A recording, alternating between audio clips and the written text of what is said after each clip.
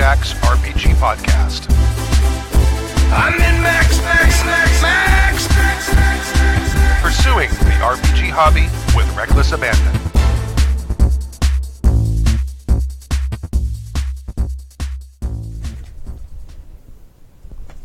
Hey there, everybody. Hello. Welcome to One Shot Saturdays. My name is Jim Sandoval, and I'll be running Savage World of Solomon Kane. We have some players, some lovely players, starting over to my right. Hi, I'm Mac, most of the time, pretty sure, anyway. Should I give them the Sure. concept? I'm playing Morgan, who is basically Catholic Batman, and if your question is, will I be doing Batman voice, you bet your ass. Damn right. You bet your sweet ass I will. My name is Eli. I play Delia. I'm a gypsy from the past with magical powers. And will this be interesting? Of course it will. There's wine. Hashtag feminist wine. I'm Tappy, and I will be playing Janus. I think it's Janus Voltaire. Who is actually in French is Yanu. Oh really? Mm-hmm. Oh man, I'm totally Yanu. There you go. Yanu. And I am. I have a falcon, and so I'm from Malta, so I'm the Maltese falcon. Don't Don't encourage him. Give him the gratification. There's years of friendship here. That's all right. I gotta support my boys' play. Yeah. Oh, we always do is we always put Matt's face in the poo whenever he does something bad. No, you don't do that. It's like a bad kitty. Bad. Hi, folks. I'm Nick, and I am playing Karsten Zell, and I have forgotten exactly who that is. He is a Bavarian noble, yeah. I'm a Bavarian noble. Noble. He's a normal. And normal.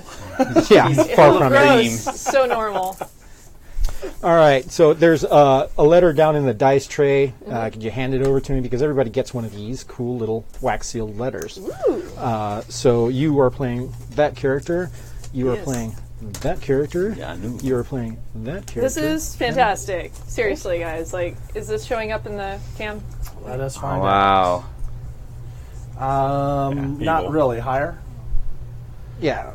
So There we go. Between the two of you, we have one. I just put there's This is wax-sealed letters, and those letters contain basically your motivation why your character is going to Venice. You can choose to read those out loud if you'd like, or if you like to keep it secret, that's fine too. But while you guys look those over, I'm just going to give everybody sort of a quick little rundown on the setting and what we're playing, and so everybody can catch up. We're playing Savage World of Solomon Kane, and this is a Savage Worlds game that's based on the pulp action hero penned by R.E. Howard, who is also famous for characters such as Conan and Kull the Conqueror. Solomon Kane was a pilgrim who traveled the world righting wrongs.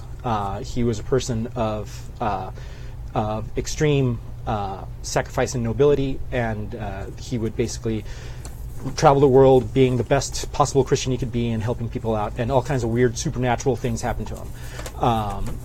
And in this game, we are playing in that world. It's the 17th century. Our current setting is everybody's heading to the Republic of Venice right before Carnival. And during this period of time is the 30 Years' War, which is probably the biggest war that was fought in Europe over Protestant versus Catholic rights. So you had nations that wanted to be Protestant, you have nations that wanted to be Catholic, and they fought a big war about who could be what. And Venice is neutral in this conflict. And during Carnival, it is actually an order of law that everybody must be masked while out on the streets celebrating. So as you can guess, this is a great time for espionage and secrets and things to be handled behind the scenes in a neutral country where everybody sort of has a reason to be unidentifiable. Everybody has their reasons for being here, and everybody's currently right off the bat on a ship on the Mediterranean heading that direction. So I'm going to read a little intro about what's going on, and then we'll move on from there. You are on the bark Femetier, and it has plied the coast of the Mediterranean for almost 25 years. Her captain, known as de Gauchelier, or the magician in Dutch, was not only a captain of great experience, but has been known to bring cargoes through the seas that have been driven ships twice her size to the bottom. On the bow of the ship, the captain stands under the moonlight with a spyglass looking towards the northerly heading and goes, "Gisbert, I have an ache in my bones about this one. Something about these clouds ahead is not normal." The captain summoned his boatswain and first mate. "I tell you, Eric, that woman is the cause. You should have never agreed to have her on board. It's the devil's luck." Gisbert spits on the deck with disgust and his ruddy bearded face contorted. "Perhaps. What do you think, Wilhelm?" replied the pensive captain. "Something about her, sir. Don't know what it is, but she is most beautiful and has a devilish air about her. A Spaniard warned me of gypsy women like that. They can make a man fever with their witch's eye and be so pleased to behold them he may never know it. Even without that, the sea is no place for a woman, especially alone, and most especially this accursed Catholic gypsy. If we go east to avoid the squall, we'll not make it in time for carnival, and our cargo and passengers would demand their money." So the ship actually starts sailing towards the squall to make it in time. You see thunder and lightning up in the distance, and a rolling bank of gray clouds begin to envelop the ship as it begins to get pelted with a hard rain. The crew is basically busy about the entire ship, battening everything down and preparing for this kind of weather. Everybody here is on this ship traveling to Venice. So what is everybody doing at this time?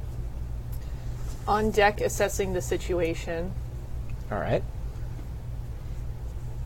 I'm doing about the same because I know Yeah. I'm probably within earshot. I'm going to be at the bow, holding on to as far forward as I can be, laughing. Okay. Fuck you, Storm. I'm more man than you. Come get me. I'm coming out of my cabin and complaining about the rough weather. All right. So the captain's standing next to you and says, "I'm sorry, sir, but it's unavoidable. In order for us to get to Venice on time, we have to go through this short storm. We're only a few leagues away from harbor. It shouldn't be that bad." Well, if you must, but a man can't drink his port very well if I'm tossed and turned about as it is in this storm. Make it short. I'll do my best, sire. As he hurries about giving men orders to batten things down and to lash things to things. But you see that your character, Delilah, is getting a lot of harsh looks from the crew members. And actually, you've been getting these kind of harsh looks throughout the entire journey. The way that you got on this ship was basically you swung a deal with a couple of people and pulled in some favors because you were forced to leave where you were at relatively quickly. But you can tell that most of the men did not really cotton to you being on here. Not only is this a Dutch ship, which is a mainly Protestant ship, the two Catholics that are on board also sort of like raise their ire because of the current war and the fact that you're a woman and, of course, a Romani makes them even angrier.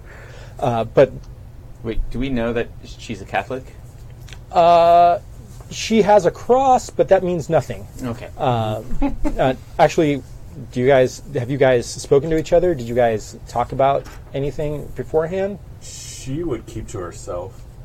Because we're just travelers, right, all in this boat? Yeah. We were just happenstance, we're all on this boat? Right. Right. I mean, if it's been a relatively long trip, I'm sure at the very least that Batman and I, what's your name? Morgan and I have figured out where each other are from. Okay. All right. Yeah, they And only you're call Swiss me Guard. Batman behind my back. Right. Because if you're Swiss Guard, that means you're part of the troop that protects the Pope. Well, it all depends on whether Morgan wants to reveal that he's actually from the Swiss Guard. or Oh, not. okay. Yeah, he super does not. Oh, okay, well then, fuck you. We're not, then We're not bros, Yanu is totally going to hang out with the gypsy woman All right. Sweet. because she's got a cross on, Yeah, I'm. and I haven't seen one in a while. Okay, so the storm keeps on going and it starts getting worse as lightning starts coming down like crazy. Actually, everybody here is sort of like stunned at how much is coming out. Even the captain says, "I've never seen the lightning this strong." And then all of a sudden, of course, the mainmast just explodes into flame as it is struck by lightning. And there was a guy who was climbing up the rigging to tie something down that just basically got blown off that guy and into the off of the rigging and into the water. Everybody's sort of like trying to go off to the starboard where the guy fell down to see if he's still there, try to like rope him in. There's a bunch of guys with sort of hooks and spikes, ropes, and a bunch of stuff trying to see if they can pull the man that fallen overboard in, although it's not likely he's conscious at this point. But does anybody try to help out with that? I would help try and pull on the rope. Okay. And jump in and try Yeah. and haul on the ropes to Okay. get him back on board. Because we have to get there in time. Right. Right. Yeah, I'm going to go over and take a look. Can we actually see the guy? Go ahead and make me a notice roll and see what anybody that's looking for the guy out there, make me a notice roll. Or what is the roll? Okay, so There's a set of skills on your character sheet. No, I don't. No, where is that skill? Maybe I'm just calling it the wrong Yeah. thing. Hold on. I got a 3 and 1. Notice I is- think that is a negative. Notice, yeah. Alright, So is it- basically what would happen is where the pip is, you roll a d10. Yep, I already and got then that part. everybody gets a hero die, which is an extra d6. Okay. And what you do is you roll both those dice and you take the highest result, and dice explode. My highest result is a 3. Okay. Oh, sorry. Take that down. So, I can't read that. What is that? This Is is the symbol? That's the 10. That's a 10. All right, yep, so... So you explode. You explode, so you roll So it roll again. that oh no, add I it. explode. Yeah. Oh, the Deadlands dice. Nice. Game's over already, guys. She exploded. That was a 5. Okay, so you got a 15 total. No, it's okay. I just have to, like, actually look at what the hell they say real close. Thank you. Yeah, This is what happens when I forget my dice at home. my wife does that too. She buys all the pretty fancy dice, and then I just can't read anything. Although my new Space Wolf dice are super cool, and I can't wait to use them for the all right, so you do see the guy, and he is. You see that he is sort of grabbing onto a piece of the actual mast and floating out over there. He's still conscious, and he's sort of trying to get people's attention, but between the flashes of light and the rolling waves, it's hard to pick him out. Is there still rope or something attached to the mast that's also still on board the ship that we can grab onto to pull him in? I'm going to say, yeah, sure. Okay, so grab the rope and just start pulling at this and trying to get other people to come and help your me. best Batman pull. voice. Oh yeah. Pull the rope. Pull Yeah. the rope. All right. Swear to me! Well, it's a noisy storm. I'm going to start off everybody with So, 3 bennies. this guy is going to help Can you out. pass those Yes, over to- if I can. There we go. And pass those over to. I will give moral support. Yeah. All right, so You can do you it. give more support. Yeah. you get everybody coordinated to move in, and people start grabbing the rope, and the guy gets hauled up. And then what ends up happening is that when he gets up against the side of the ship, they start putting down some poles with hooks, and he grabs onto one, and they yank him up.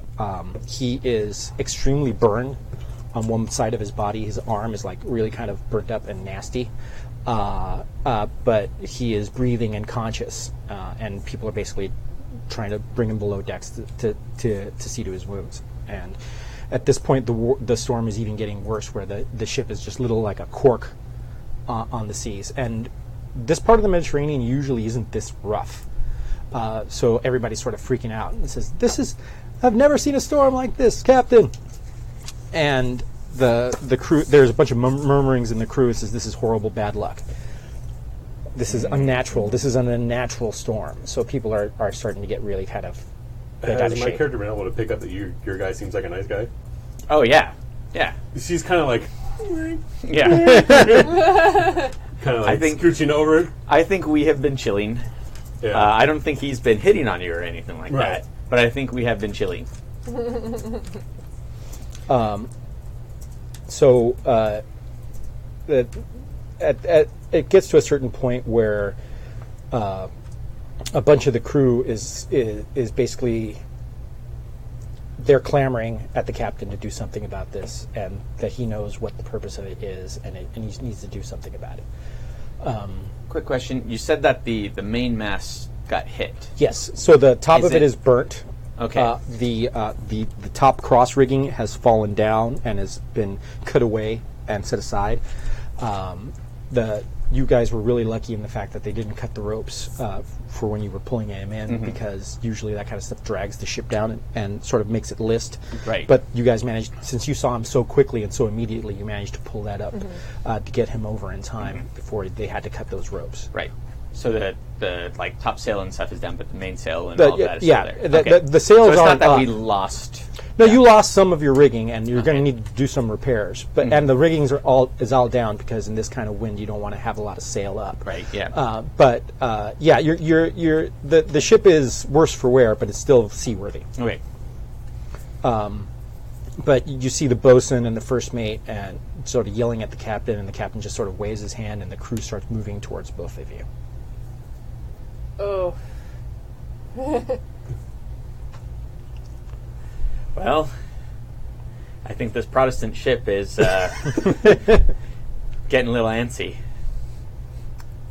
So basically, what you see is just like your stereotypical sort of sailor dudes, with their cut off pants and their no shoes and their. What would I do if I'm gonna step in front of her. to like convince them we're being tested by God and this is like our faith is gonna get us through?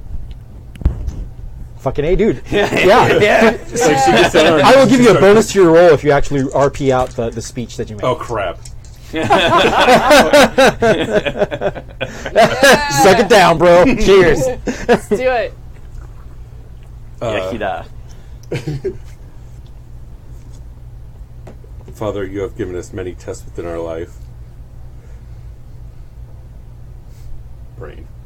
You've given us many tests in our life that we must find your virtue and our faith to get us through. These waves shall crash against this boat, but they will not sink us, for we are your followers and we are strong. All right, go for it.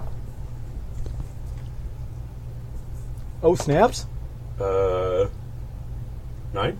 9. I gave you a +2 because you RP'd that out. So the sailors sort of, you basically sort of like saw them coming, and you just went to your knees and just started praying. Yeah.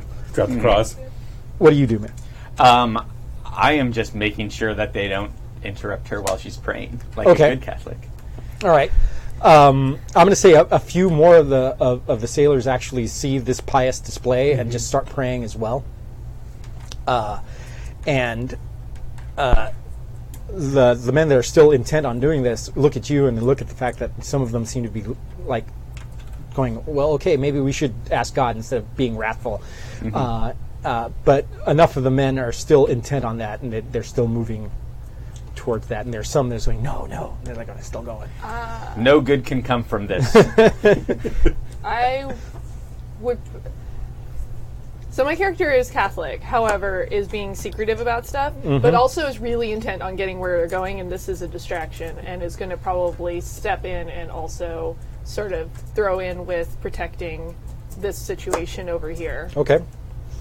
It just kind of standing in front of them, like trying to just stare them down at this point.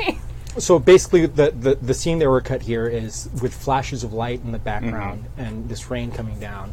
There's a beautiful woman sort of on her knees just praying, and two guys having not their weapons drawn, but their hands on their weapons as all of these figures backlit by this lightning are coming towards them. It's really intense, and then all of a sudden another bolt of lightning strikes the ship, but it strikes the ship at midships and not in the mast, and actually starts setting the ship on fire.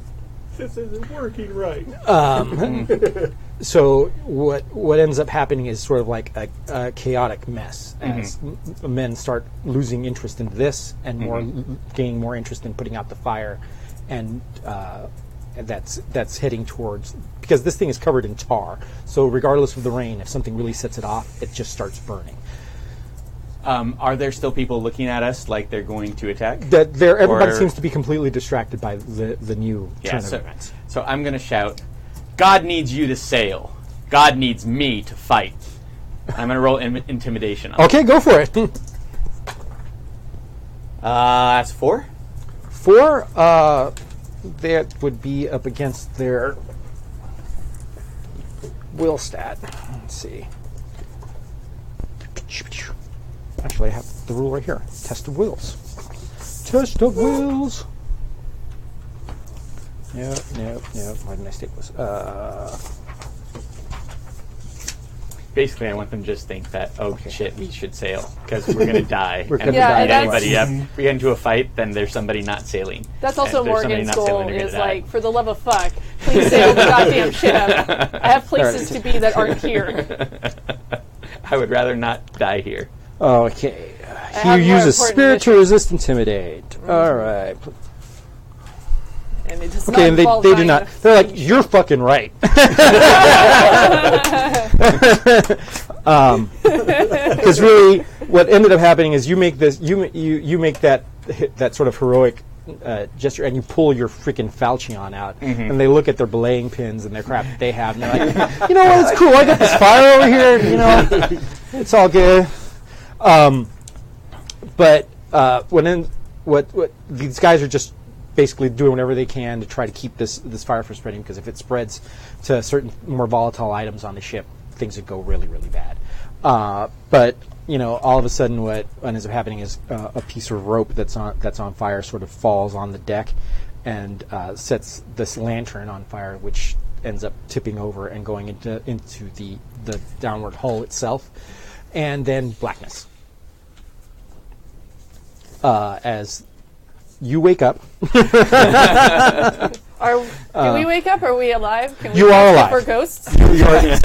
Everyone turn in your characters. What's the role for Am I a Ghost? That would be a great game. Now everybody's a ghost, and we have to figure out how we can solve our problem. But you don't know you're a ghost. But you don't know you're a ghost because, hey man, you've checked down there, that all your of penis is still there, and you're pretty sure ghosts don't have penises.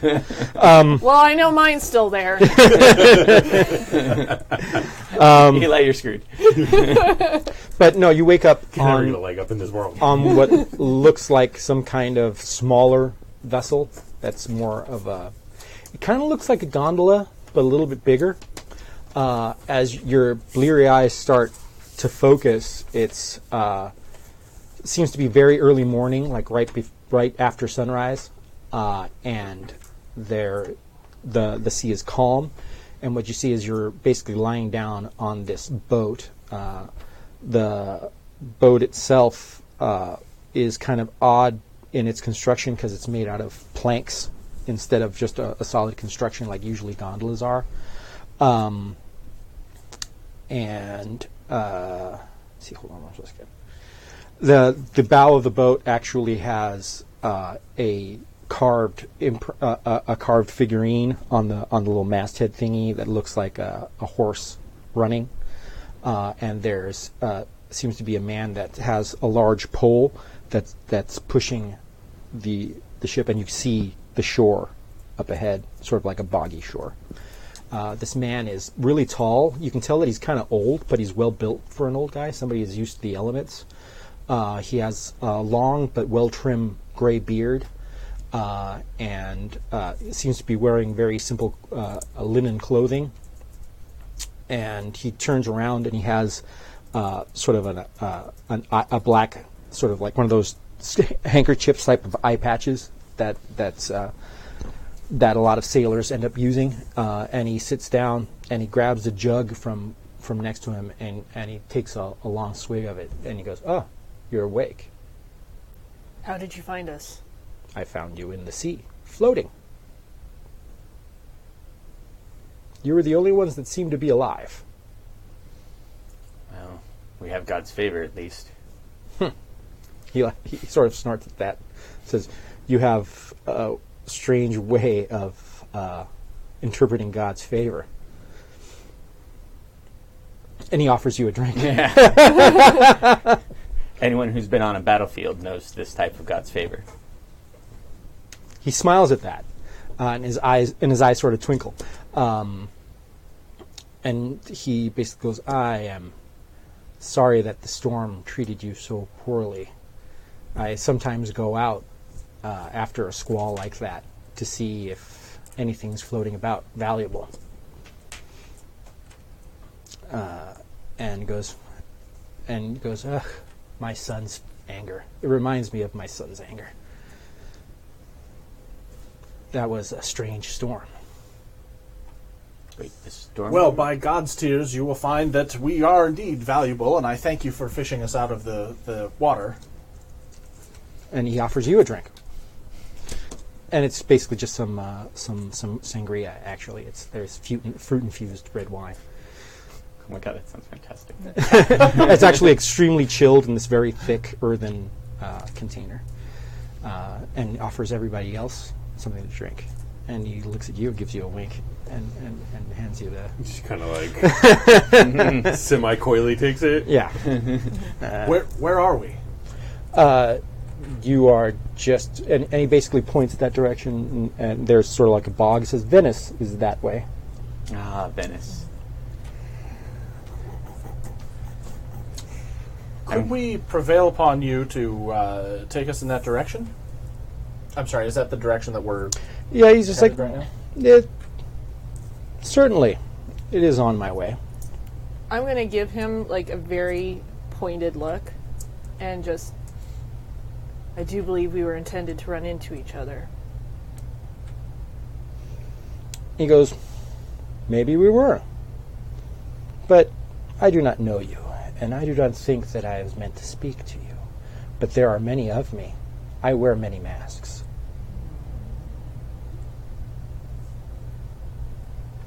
As will we all when we reach Carnival. And he goes, as I will take you there. It is on my way, and I have my own part to play in this tale. So you know Venice very well, do you? I know many places very well. I have not yet been to Venice. What do you say I should go to? There are many things to enjoy in Venice. The opera, the commedia, is quite popular these days. But I would say that perhaps the place where you would want to go is the glass workers. Much beautiful glass is produced in Venice. Would you say that we should go to the glassworkers in general, or? I'm just pointing out points of interest in the city. So all of us should go to the glassworkers. He goes, it occurs to me that perhaps you are in my debt, since I did save all your lives. But, And what is the name of the man that we owe this debt to? call me Borison. He seems to have a sort of a northern Scandinavian look to him. He doesn't seem to belong to this area. Borson. Borrison. Borison. Well, a name is just a name, and as you say, we wear many masks. Ship guy. Name is just a name, but we are who we are. I am the Lord of the Huntsman. I am a trickster demon. I am many things. What? I can really just say, what? And now you appear to be in your cups. Surely he's a sailor. Surely. He takes a good deep drink. He goes, of course. Guy. Demon. Slash demon. I mean, no demon would save someone as such as we. But you do know people in Venice. It is amusing to me that perhaps you might think to know the agenda of demons. So, No, actually, he does do like a deep belly laugh when you. So, I will take you to Venice. You all have your own business there. I will not bother you any longer. Being a demon, would you say you know other demons, perhaps? Something in there. Oh. All right. The label demon is a current one to me. I knew El before he became yours. I knew El when he was a tribal god. Before then, there were no demons. But you created them to make a name for other things, old things. old things that should be laid to rest, old things that are being summoned yet again. There is no place in this world for either demon or more than one god. No, there isn't. You speak the truth. At that, he sort of giggles at you. You go into a mist by the bogs, because there are swamps all over the outside of Venice that surround it. And these swamps are actually fished quite a bit, and there's usually a lot of people around there. But you go into a mist in the bog, and then as you pass through the mist, it's very thick, and you can barely see your own hands in front of you. And the mist passes, and you're standing in the middle of the piazza.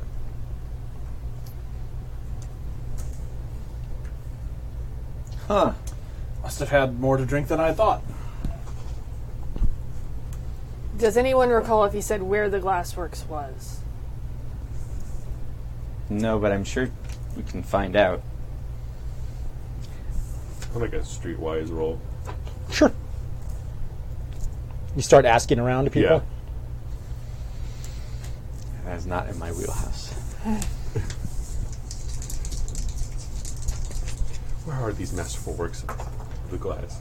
3. So we're hop, skipping, and jumping off to a good start.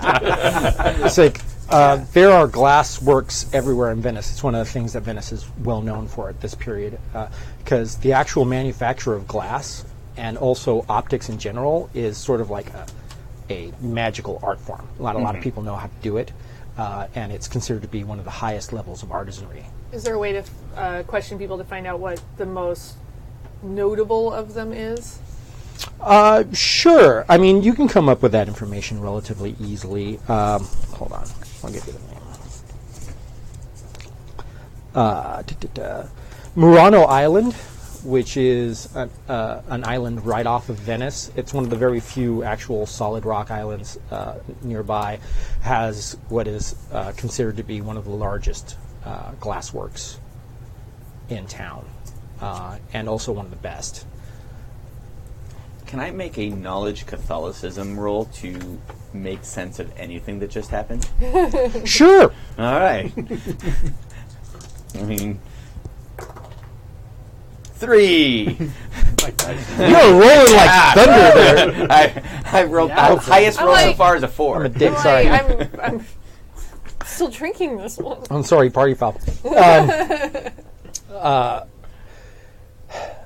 You're a little bit confounded by what's going on, but you know that the term L rings a bell with you. Fine. I'm going to keep looking for the glassworks then. All right. Yeah, that's... Friends, if we are going to pass unnoticed in the city, there's one thing we must do first. Find a mask maker. Oh, yes. It's... Well, actually, let me explain. Let me describe a little bit what you see when you enter the piazza. The Piazza San Marco, which is, the famous central square in Venice. You've seen it in all the movies. It was in the Roger Moore movie where he actually drove a gondola up on it, and the pigeon did a double take, which is cinematic genius. But it's a large open square. There's a large cathedral at one end and a bunch of other buildings on the side. The whole place is done up like crazy. There's ribbons all over the place, banners, and all kinds of colorful all kinds of colorful signage. There are people walking through the streets in colorful garb. Everybody's wearing a mask. It is the morning of Carnival, and people are beginning to stir. Shops are beginning to open, selling their wares, and beginning to start the festivities. This actually lasts the entire day in high turbo mode. People get ready for this all year long. So if you guys want to go shopping for masks, there's plenty of masks to be found. There's plenty of people on the streets for you to interact with and to ask questions of. So just let me know what you want to do. Actually, a quick question. I don't have my armor, do I? Like, that's gone. I'm going to say that all of your immediate possessions are washed up with you. Oh, okay, cool. So you have your stuff. It's Okay. all there. I feel like my character would have had a mask on the ship with Okay. the intent of that, Sure. but may have lost that to the ship. So Okay. It's up to you. Yeah, I think they probably would have lost that. They wouldn't have been carrying it around in their pockets, but... I'm going to get a mask anyway, so that I can have my pot helm on, and then the mask on top of the pot helm. Now, you have one of those Spanish-style pot helms with like the little fin in the middle that you see, like the Mohawk. conquistador type type thing. So you have plenty of face okay. area to wear the mask. Okay. But there are a massive variety of masks and a massive amount of materials that masks are being made of. They're made out of felt. They're made out of porcelain and clay. Some of them are made out of glass, especially here because of the massive glassworks. But whatever type of style of a mask you want, you have it available to you. Oh, hell yeah. Fucking black, basic mask. It's got super points on it. Oh. It's super a Batman mask. I forgot to bring my mask. I was totally good. Who want masks? Yes. Because I got masks for everybody. Yes. Okay, Eli, you want one? Here. Oh, hell yeah. Coat's wearing a mask. Swear to me. I totally find the Quick, the, remember the you can't Batman move your mask, neck though.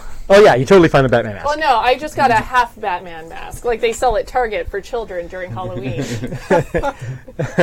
Oh my god, I wish I had one of those. I would have brought it to the game. It's like the Dean Venture style Batman mask. Yes, exactly. That's exactly it. I don't want to put my tongue through it, but I have to. It's maddening. Oh my god, that's even better. Yes, freaking Adam West, horrible plastic mask. Yes.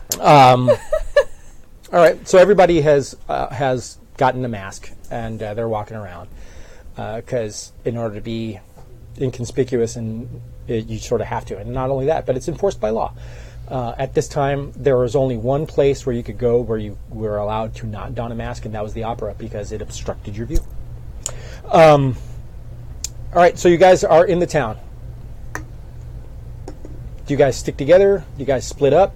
I'm heading for those glassworks, whether or not anybody's coming with me. I'm going to those glassworks. That's our. Well, remember, everybody else also has other agendas I don't know and where things. to find you. I feel like my agenda's BS. My agenda is From this having wine. another beer. Hey, Which one? Byington's. Whatever. Because if it doesn't have a shuttlecock in the can, it's not worth it. Well, yeah. I mean, Boddington's is great. Yeah. Guinness is great. Well, you can have a Guinness with me. All right.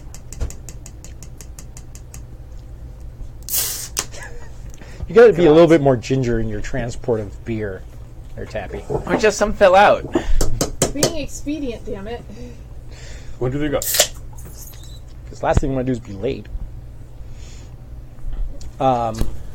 Do I have I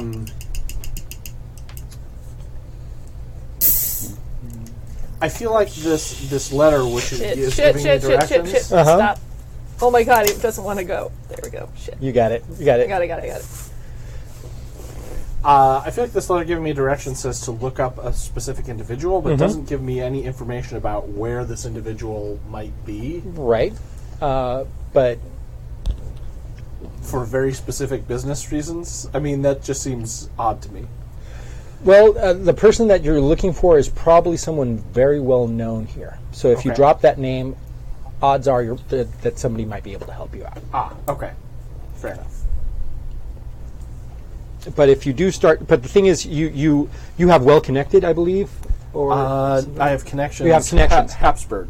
yeah. So there are Habsburgs everywhere in Europe, but you can definitely go to one of your connections and see if they might be able to hook you up with a location for whoever it is you're looking for. Okay.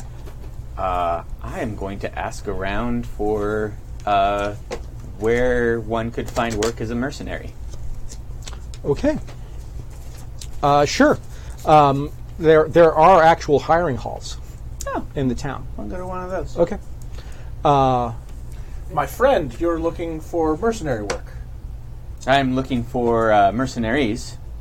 To hire or No, to you're join a company? you're looking to join a company. Yes, I am looking to join a company.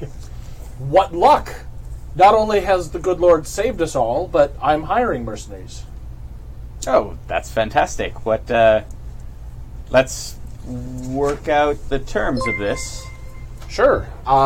Perhaps over an ale. Yes, I have need of many, many mercenaries. So if we wish to go to the hiring hall, and I have a contact who may be able to assist us with this as well. Oh, fantastic. You guys. And you, my friends? I'm off to the glassworks. I'm not sorry. I'm super not sorry. I don't care. I said with Batman, it's going to be Batman. I love it. Pardon me. I will take leave. I will find you again. It seems like this is a big city and somewhere I've never been. I'd like to explore it a little bit. Perhaps it's best. We are heading to a den of rough men. And I'm sure fate will bring us back together again. And God. Jim. But you guys go over to the hiring hall. Mm-hmm. And hold on, I just want to look at this one. And they're basically a whole bunch of sort of relatively military-looking men, floating about in this area, and it's an open building with pillars up front. There's a bunch of tables laid out, and and basically underneath this awning there's a staircase that leads up to what looks like a place where they do actual business, but there's a bunch of people milling about in these tables and talking all kinds of different kind of business out here. Do you guys go introduce yourself? What do you guys do? Yeah. I'll go introduce myself and ask for her signing. All right. A coincidence. The very man I'm looking for. A coincidence again. Very interesting. Well, it's a good thing the good Lord brought us together. Absolutely. And saved us all on this journey. So you guys start asking for this Hurla guy around. All right. He goes, We are now best friends. Best friend. but as you start asking around, it says, "Oh yeah, the huntsman." Huntsman? Yeah, he has a really kind of small estate right outside of Venice, and he basically does a lot of work for the nobility and the high class merchants around here. He has a lot of contacts. Comes in here all the time, brokers deals. But he's not here right now.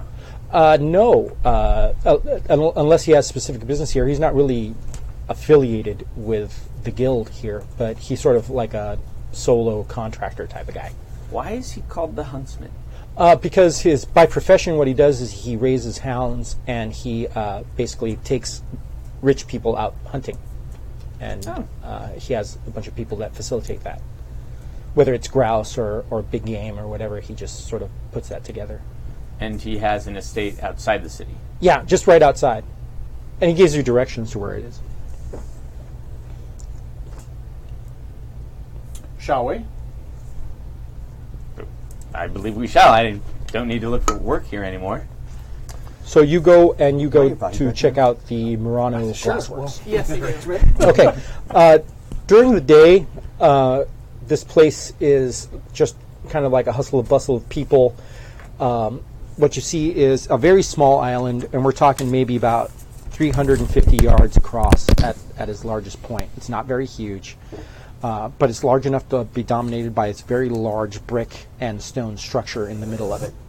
Mm-hmm. There's smoke billowing out of it. There's literally dozens of people working around. There's scaffolding built around it, and you can see cranes that are moving large sort of crucibles of molten glass from one place to the other. There's a bunch of different forges. There's people working. As you see, the gates are open inside, blowing glass and doing all kinds of stuff. On the other side, there seem to be barges that are loading boxes and unloading boxes, and it looks like it's a whole little apparatus by itself. I'm going to go towards some of the people working more of like the loading. Okay. And try and find somebody to talk to. You can tell that there's probably usually more work being done here at a certain time, but it being Carnival, a lot of people are not doing there, so it's sort of like a skeleton crew. And you find one of the guys that's sort of taking a water break, and he's sort of dipping a ladle in some cool water and drinking it and then pouring it over his bald head. And he's sort of just taking a break from doing all this work. Perhaps you can help me. I'm looking for a man named Sebastian Lacroix. He doesn't have a lot of flavor. But he is quite bubbly.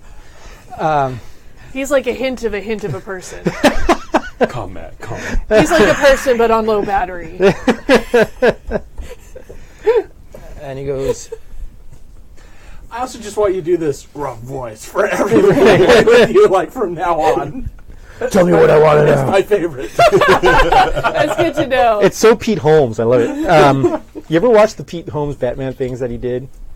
There's one where he actually, the Penguin stops and says, dude, you just totally killed that guy. No, he's just sleeping.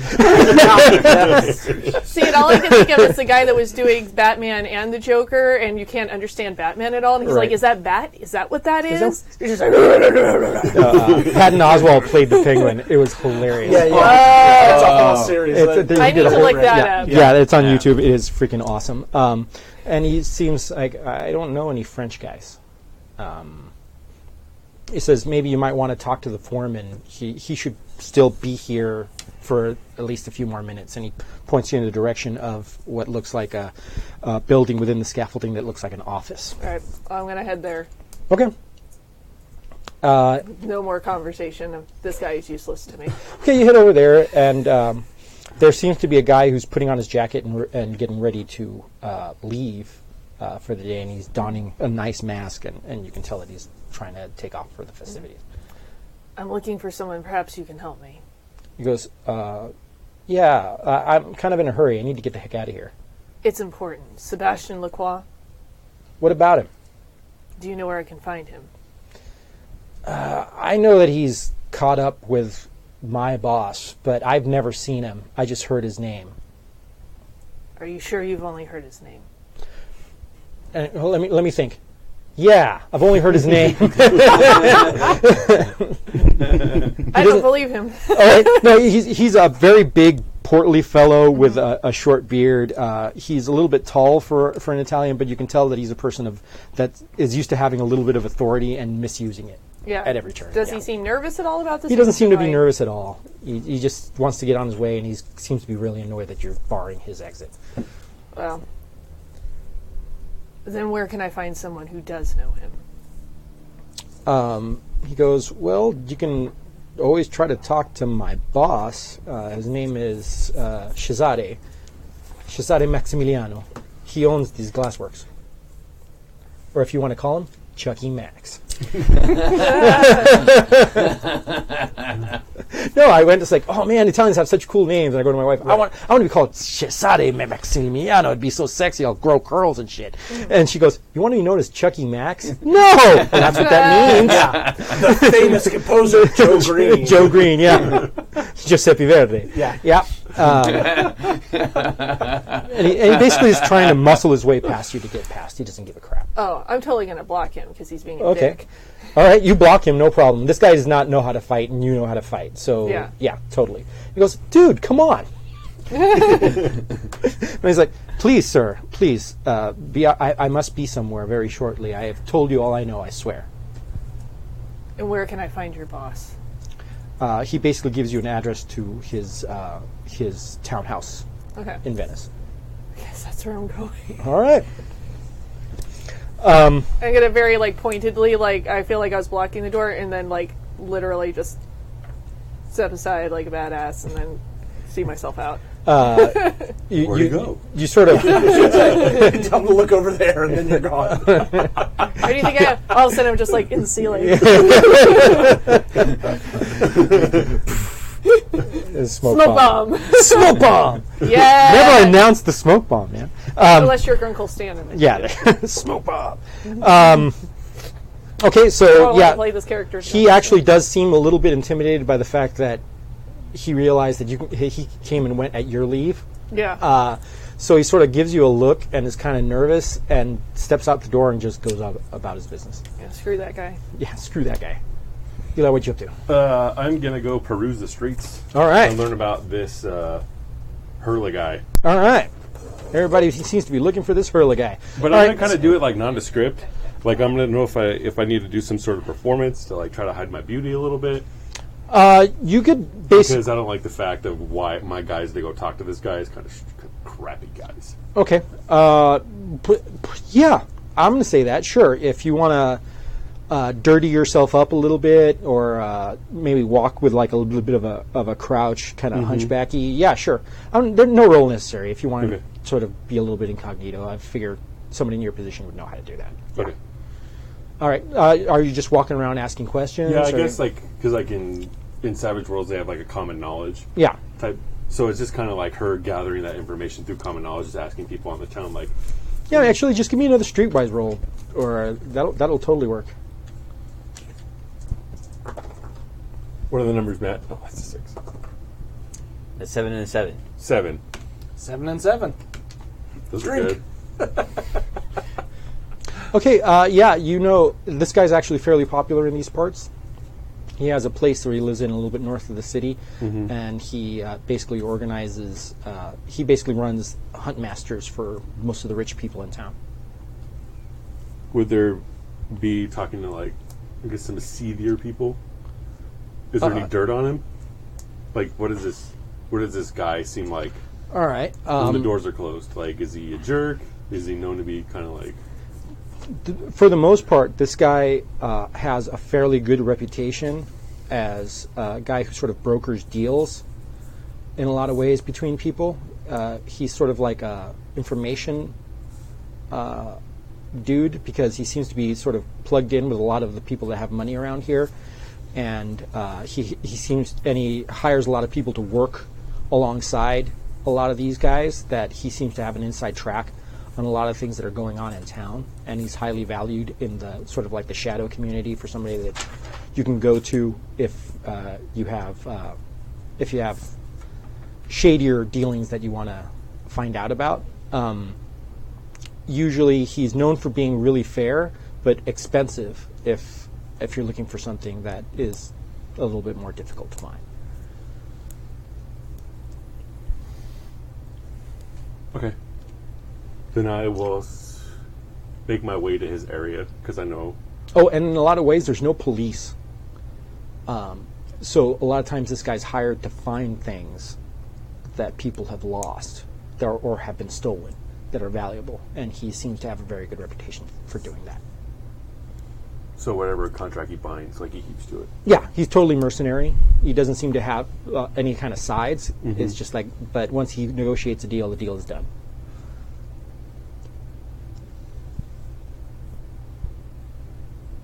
Okay. Then is there like a place where she could set up to try to make some money? Anywhere on the streets right now, there are street performers everywhere. This is actually quite the time where a lot of people that ply that kind of trade will congregate in this area, because they know that it's not only a really good place to be sort of a pickpocket and that kind of thing, but also a great place to make some money just performing, singing, dancing, so on and so forth. She's going to do like a performance, just kind of like on the street. Okay. Sure, no problem. You sit up on the street. What kind of performance do you want to do?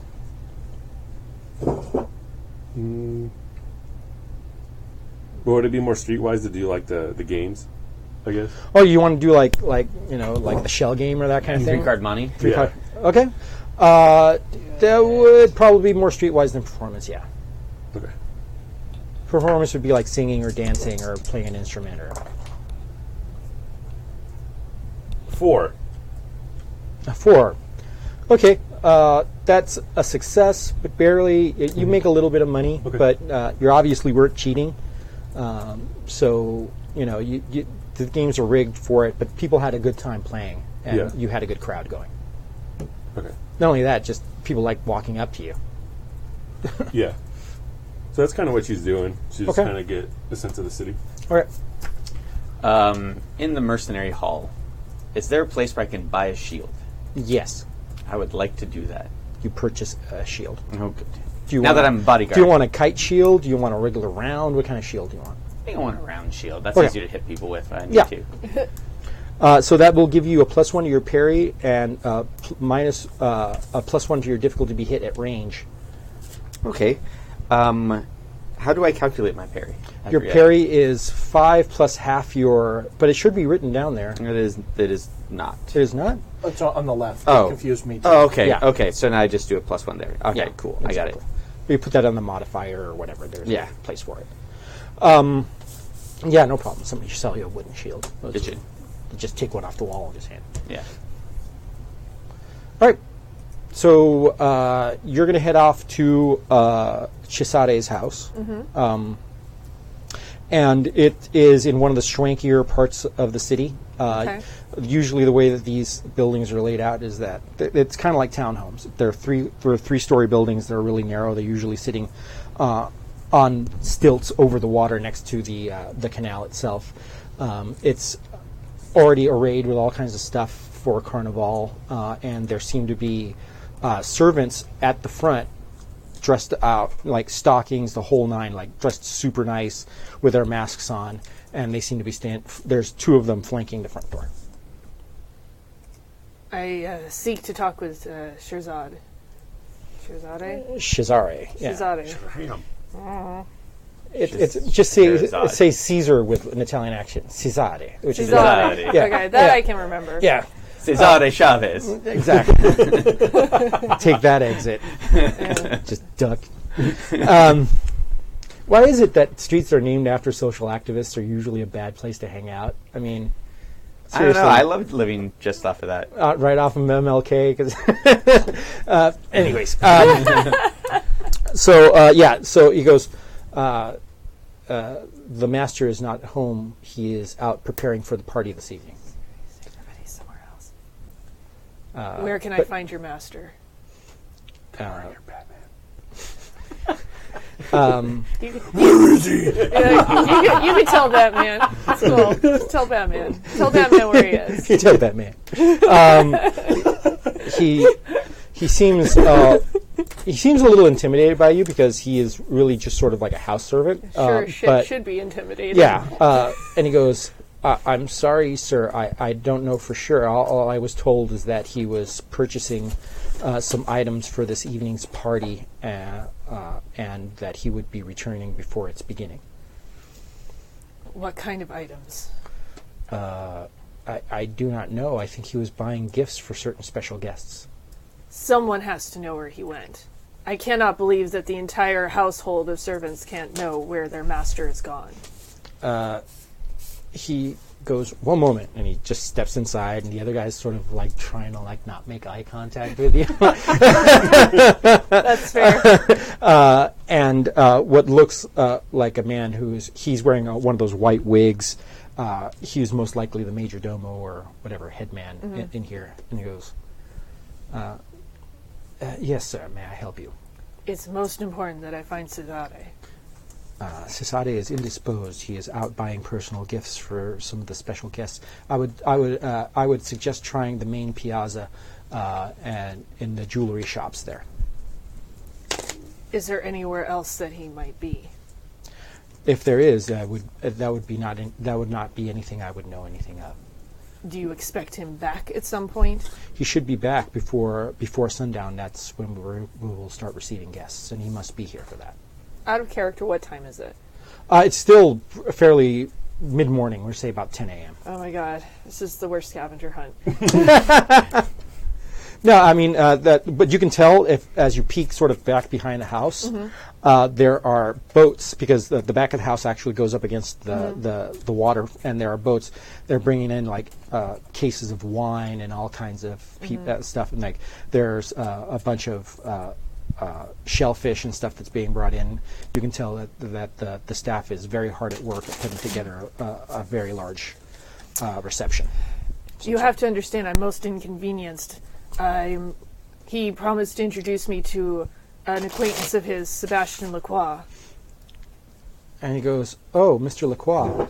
Oh, he was staying with us recently. I have not seen him for the past couple of days, though." Any idea where he might have gone? He was a very mysterious man. He didn't speak to many of the staff. He seemed concerned with some very heavy business. He would take his breakfast in the morning and leave for most of the day, and then come back late at night. And no idea where he's gone?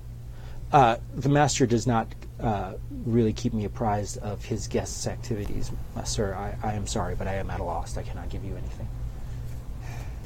Which jewelry shop? He basically gives you a name of a couple of jewelry shops he knows that he actually is genuinely trying to help you. Yeah, I'm sure he is. But, you know, he Like, God damn it. well, he seems like he's genuinely trying to help you. Either that, he's a very good actor, but he could be. Acting. Acting. And, but he gives you a couple of names of some places that he knows. There's a couple of glasswork places that and a couple of places that deal with fine pearls and jewelry that he knows that he likes to frequent. But other than that, he can't give you anything specific. And were there any acquaintances that came to visit Sebastian? He actually takes a moment to think about it and goes, I did see him speaking to a couple of people outside the house late one night when I had a bit of a nerve and wanted a glass of brandy. I looked out the window and he was talking to two shadowy figures out in the middle of the street. Unfortunately, shadowy figures isn't a lot to go on. He basically gives them a description of them. They had what looked like tricorn hats without any trimming, dark blue sort of like trench coat type of things, and they both seem to have masks on, even though it wasn't Carnival. And they seem to be some kind of stylish type of mask, not just like a bandit's mask. Okay, so something that would imply maybe money? Maybe. Okay. I appreciate what you were able to tell me. I will be back if I cannot locate your master. He goes, Yes. usually some form of compensation is customary when you receive information. And very begrudgingly give him something because he's lucky that the compensation isn't not punching him in the face. You give him a coin, he bites it, he goes back inside. But So close to death. it's like, all right, you're in my book, buddy. But yeah, so that's what you get there. I guess I'm headed to one of these idiot jewelry shops. Son of a bitch! All right, gentlemen. You guys are taking off to the estate. Yeah. I'm hanging out with my new charge. I hired 2 horses. All right. We ride to the huntsman's estate. Okay. You ride out there. Eli, when were you planning on heading over there, or were you? Not really. Not really? She was probably going to find a mark of somebody of rich status to try to be like, if I need to get out, I can try to hide it in this dude's like place. Sure. Because she's not really super keen on this person yet. Okay. Makes sense. All right, you guys ride out there. And it's not a big place, but it's a very nice place. It's not like a palatial estate, but it seems to have a lot of grounds surrounding it. You see that there are kennels for dogs over to the side, and it's a very large kennel, and there seem to be some men taking care of these dogs. There are some men out that are riding with dogs flanking the horses being exercised. These are large hounds. Many of them are a dark charcoal gray, and some of them seem to be spotted brown and white, but mostly in the gray and dark black sort of thing. And you can tell that they probably come from some kind of Roman war dog stock, which is fairly popular in this continent at this time. But you go up to the house itself. There doesn't seem to be any guard, and just knock. An older gentleman opens the door. And when I say older, somebody in their 60s, and at this time period, that is soups old. To the point where he has no hair on the top of his head, and it's just like a long, sort of stringy gray hair on the sides. He bears a sort of unkempt mustache, and there are bags beneath his eyes. He has sort of like this hooked nose, and he goes, "Yes, gentlemen. How can I be of service?" I am Carsten Zell. We're here to speak with the master of the estate here, Master Sinning. Oh, Master Zell, yes. I believe that he is expecting you. And please, come in. And your man? Yes. And basically he's just asking if you have coats or anything that you'd want to set down, and hats or whatever. Yeah. And he goes, please, if you would wait here, and he points towards a couch. There's a fireplace. I will bring the master. And he goes elsewhere in the house. After a few moments, It's chilly. this really kind of tall, very handsome-looking guy. He has long, dark hair and sort of very thin, trimmed, sort of like just around the chin and around up here, sort of, and a little mustache that goes down, sort of goatee-ish with a little short, very trimmed beard. The hair is tied back. He is dressed in sort of like red and black riding leathers, and a couple of dogs flank him wherever he goes in the house. And he goes, Mr. Zell? I mean, Master sitting. and he basically does a very courtly bow to you. And he goes, welcome to my home. I was informed by your masters of your arrival. I see that we have some business to discuss. And he sits down. Yes, of course. My understanding is that you are a man who can help us with our needs to find fighting men. From what I understand, your need is quite dire. Dire may be a extreme word, but we have many men who we wish to hire, and of course, the more men you can provide for us, the greater the opportunity for money to line your pockets. It is my understanding that the city of Trebon, which is the very last city that is being held by your Prince Frederick, is about to fall. It is completely surrounded, and although those who are defending it are quite brave and capable, simple weight of numbers will end the day. I believe that does create a dire situation. If you believe the propaganda of the false prince, yes, of course. But I assure you, our situation is not so dire as it may seem on the surface. Well, it would seem that you would at least need a fighting force of, 5,000 men in order to break the siege? Exactly the number that I was thinking. I think that I might have something that may help you.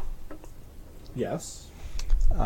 As you know, I am the go-between between a lot of different fighting forces, and I have found a force of men that has recently been relieved of their contract and are in the general vicinity of the area that you wish to have these men in.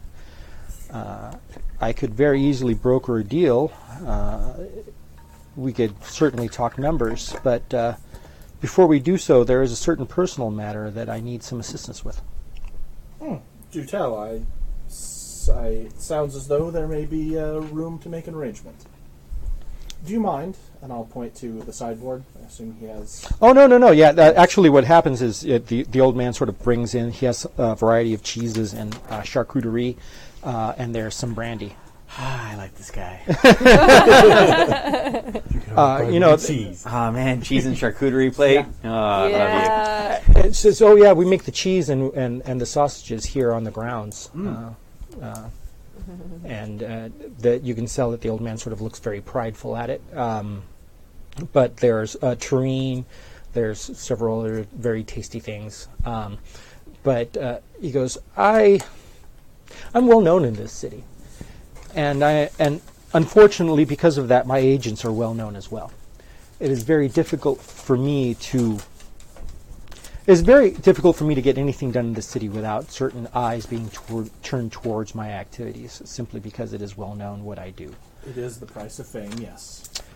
So I am in need of agents capable of retrieving a certain item that was taken from my family.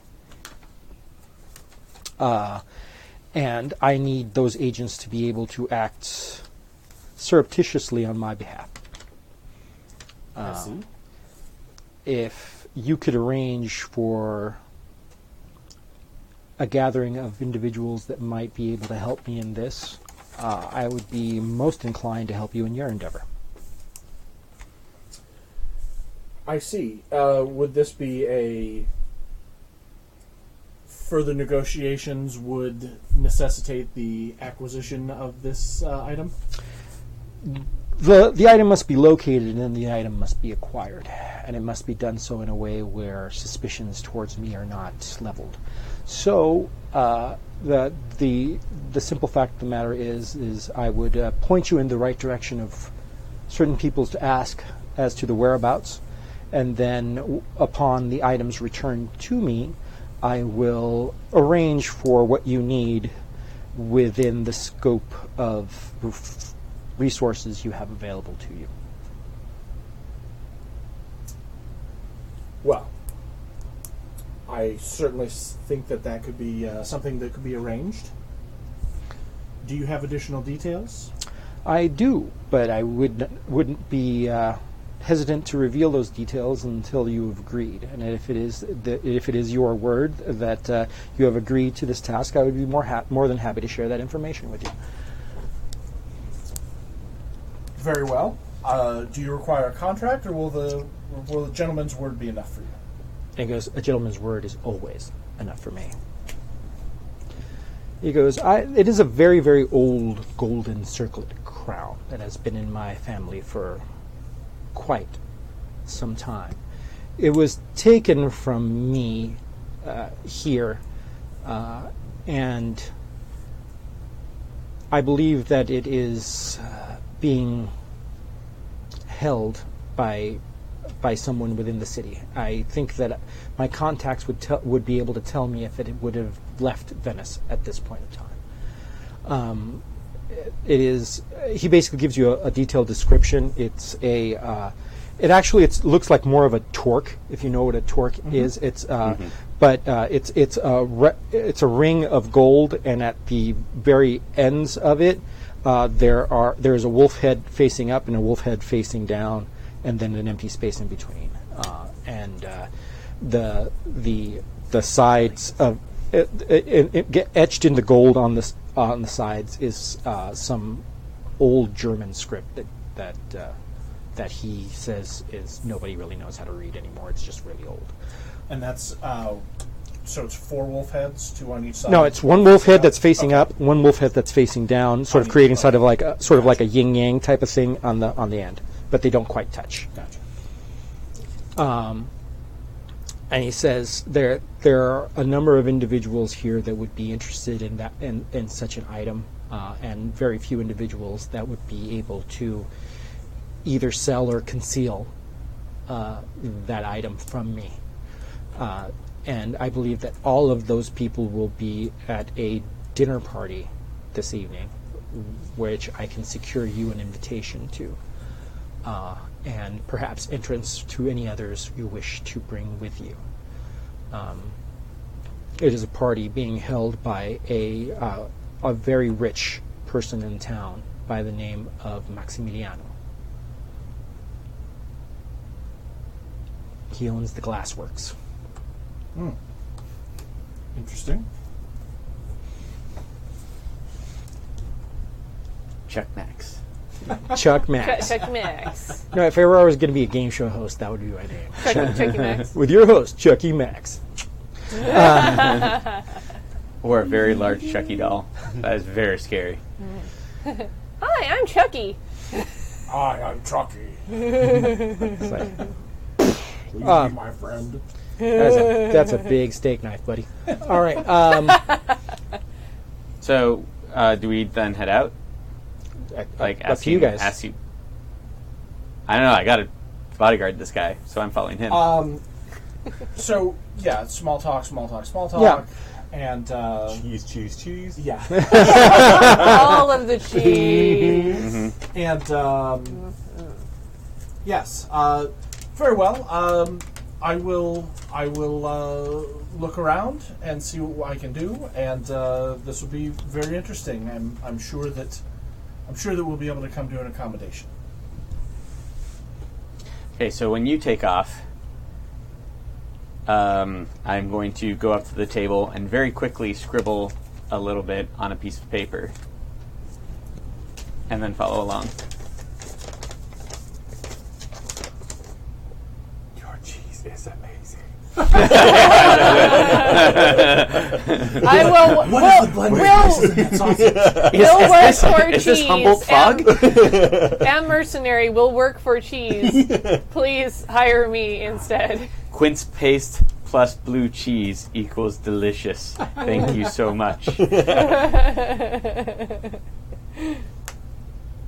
Beautiful. I really want cheese. And it is literally that thing that he gives. Okay.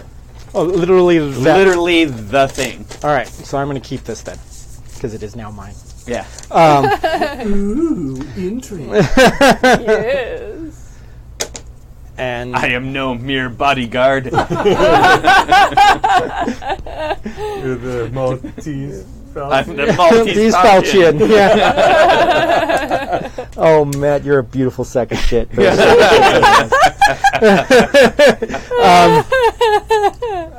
Okay, so you guys take off from there. You left that note. You're going over to the jewelers, and Yep. you're still Just looking for a mark. Okay. All right. All so jewelry shops. Awesome. so there, you go to a couple of the shops, and you actually start asking around, and one of the shop owners basically just points him out to you. Okay. And he's across the way. I'm going to go over and sort of give him a little bit of a bow. Okay. He is a middle-aged man with brown hair and light eyes.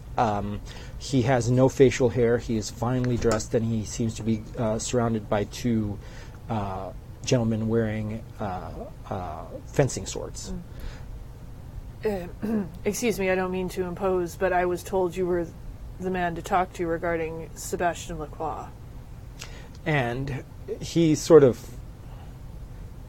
does one of those, looks at you, kind of like, "What are you talking about, and how do you know?" Sort of, and that sort of betrays that he recognizes the name, and he goes, Gives you the dramatic hamster. "Yeah, the dramatic hamster." But he goes, What do you know of this man?" The more important thing is that I do know him, and I wish to assist.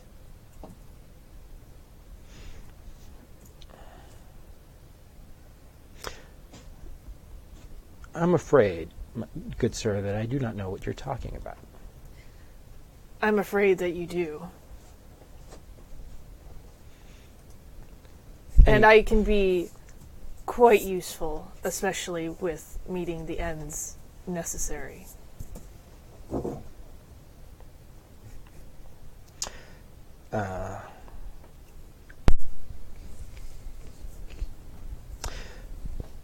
"I do not know who you are.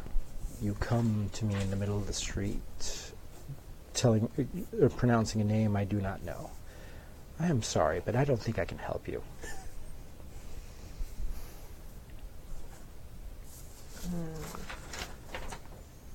Trying to think what would help this guy know. The two guys with him are getting a little tense. How can I prove myself to you? And that my intentions are as I say that they are.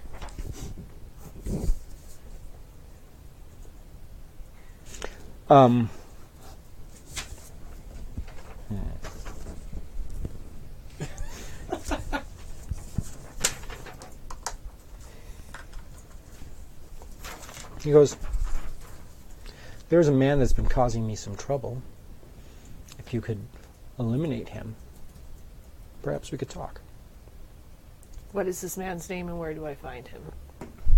He basically pulls what looks like a calling card out of his belt, and he hands it to you. Is it a bad signal? Please tell me. I'm super not sorry about any of this. And it's basically a calling card for Hurla Sinig, Huntsman. Of course Okay. it is. I'm going to look at it sort of knowingly. It's actually the card that apparently Hurla does hand out to people, and he just hands you a copy of it that he seems to have on his person. Where do I find you after the task is complete? I believe you already know that, or you would not have been able to find me here. consider it done. Bon chance. And he just walks I away. was really hoping it would be Fortunato. Fortunato. I had a Fortunato in this adventure. He's still in there. You just haven't gotten there yet. But Okay, we'll wall him up. you could wall him up. That is definitely something you could do. But you'd have to find the cask of Amontillado first. In any case, is that the second time that we've... Yeah, you already went off with that Edgar Allan Poe. Well, that was pre-stream. That was Yeah, indeed. That was the mic check. But okay. Wheelhouse, sorry. Eli, you find a young man who's actually fairly young. He's like 17 years old.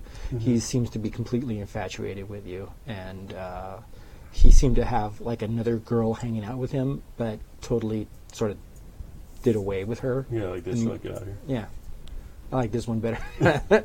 He's kind of a D-wad, and he just wants to sort of impress you with all his money and blah blah blah. But you can tell that he has absolutely no substance in him whatsoever, other than flash. She's like laughing, going along with, haha, great, you're lame. And you're going, oh, there's a wonderful party going on tonight. Would you like to come with me? I'm certain it'd be fine. There'll be lots of food and entertainment. Oh, as long as I could get a new mask and outfit. Of course, of course. So you guys go, and there's the shopping montage. You come out with an outfit. He goes, and that one goes. So yeah, he has no problem buying you some nicer things. Yeah. So when that shows shoulder, it's the most lewd one. A little bit of ankle when you walk real fast. Yeah. Oh my God. Yeah. So hot. Lewd. Scandalous. It is scandalous. Okay, so you go looking for this Hrilla guy. He has a house right outside the city, and basically the same description. It's a nice two-story manor house. It has a lot of open grounds and some woods in the back. You can see men working on horses and dogs. There seems to be a lot of activity in the area, and you see two figures walking out of the house that meet their description. I did not expect to see you again. Why not? The good Lord has brought us all together. The good Lord. In fact, I was thinking that perhaps you might be able to assist me with a small matter. I'm already quite busy with a task at hand as it is.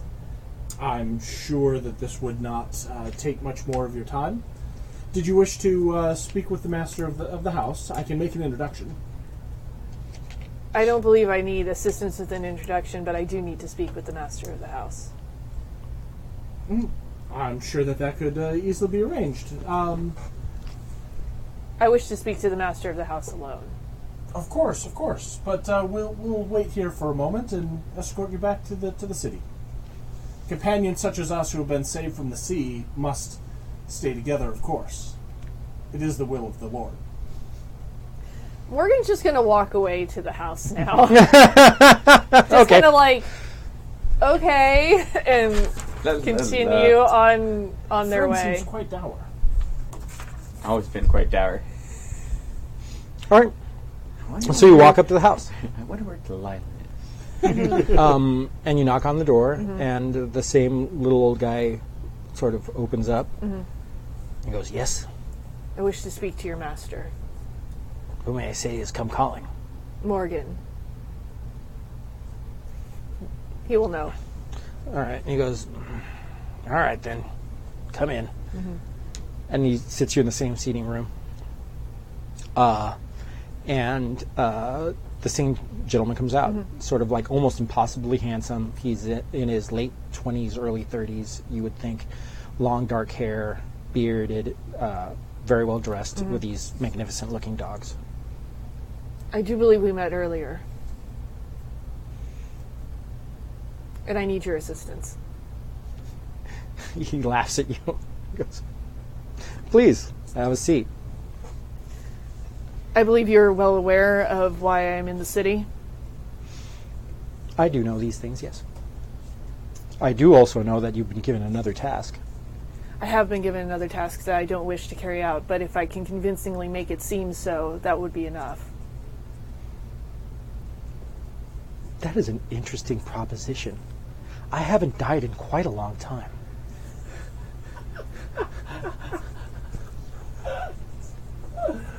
Do you think that it would endear him to you? Most certainly. He seemed very easy to convince. He only asked for this one thing. But you know the task at hand is absolutely crucial that I continue and carry it out. And this is the only way to earn his trust. We must make it look good, though. Most assuredly.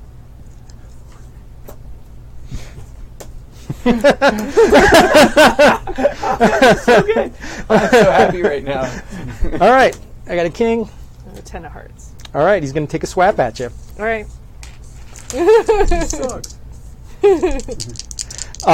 Basically, Cool, more scars. a short sword sort of like leaps into his hand at an incredible speed. Is there one for his dogs? His dogs are just watching. Okay. They just like to watch. They're just like, your dogs I too? don't judge. Because really, those fuckers. Need some more wine for this, guys. I think I need some more beer too. Do you want me to get you one? Yeah, please. So he draws a sword and he basically just holds it up to his face and does the flourish. Yeah. And goes, "Bring it on." All right. All right, what do I need to do here? Okay, so there's fighting skill. Yep. That's going to be at a die value, and then you're going to have your hero die as well. Then what you're going to try to do is you're going to try to hit your opponent's parry, which is right now is going to be a 6. Okay. And rolling super high over the 6. I hit a 6. You hit a 6. Okay. You basically nicked him, and he goes, "First touch, very good." And he attacks back. All right. Now there are some things that you can do as well. There you can go defensive and actively parry, which means you'd make a fighting, and that would be your new TN. There are all kinds of different types of maneuvers and stuff you can do, but I don't know how fancy you want to get. And there you go. Oh, I have. Yeah, everybody's got a copy of that.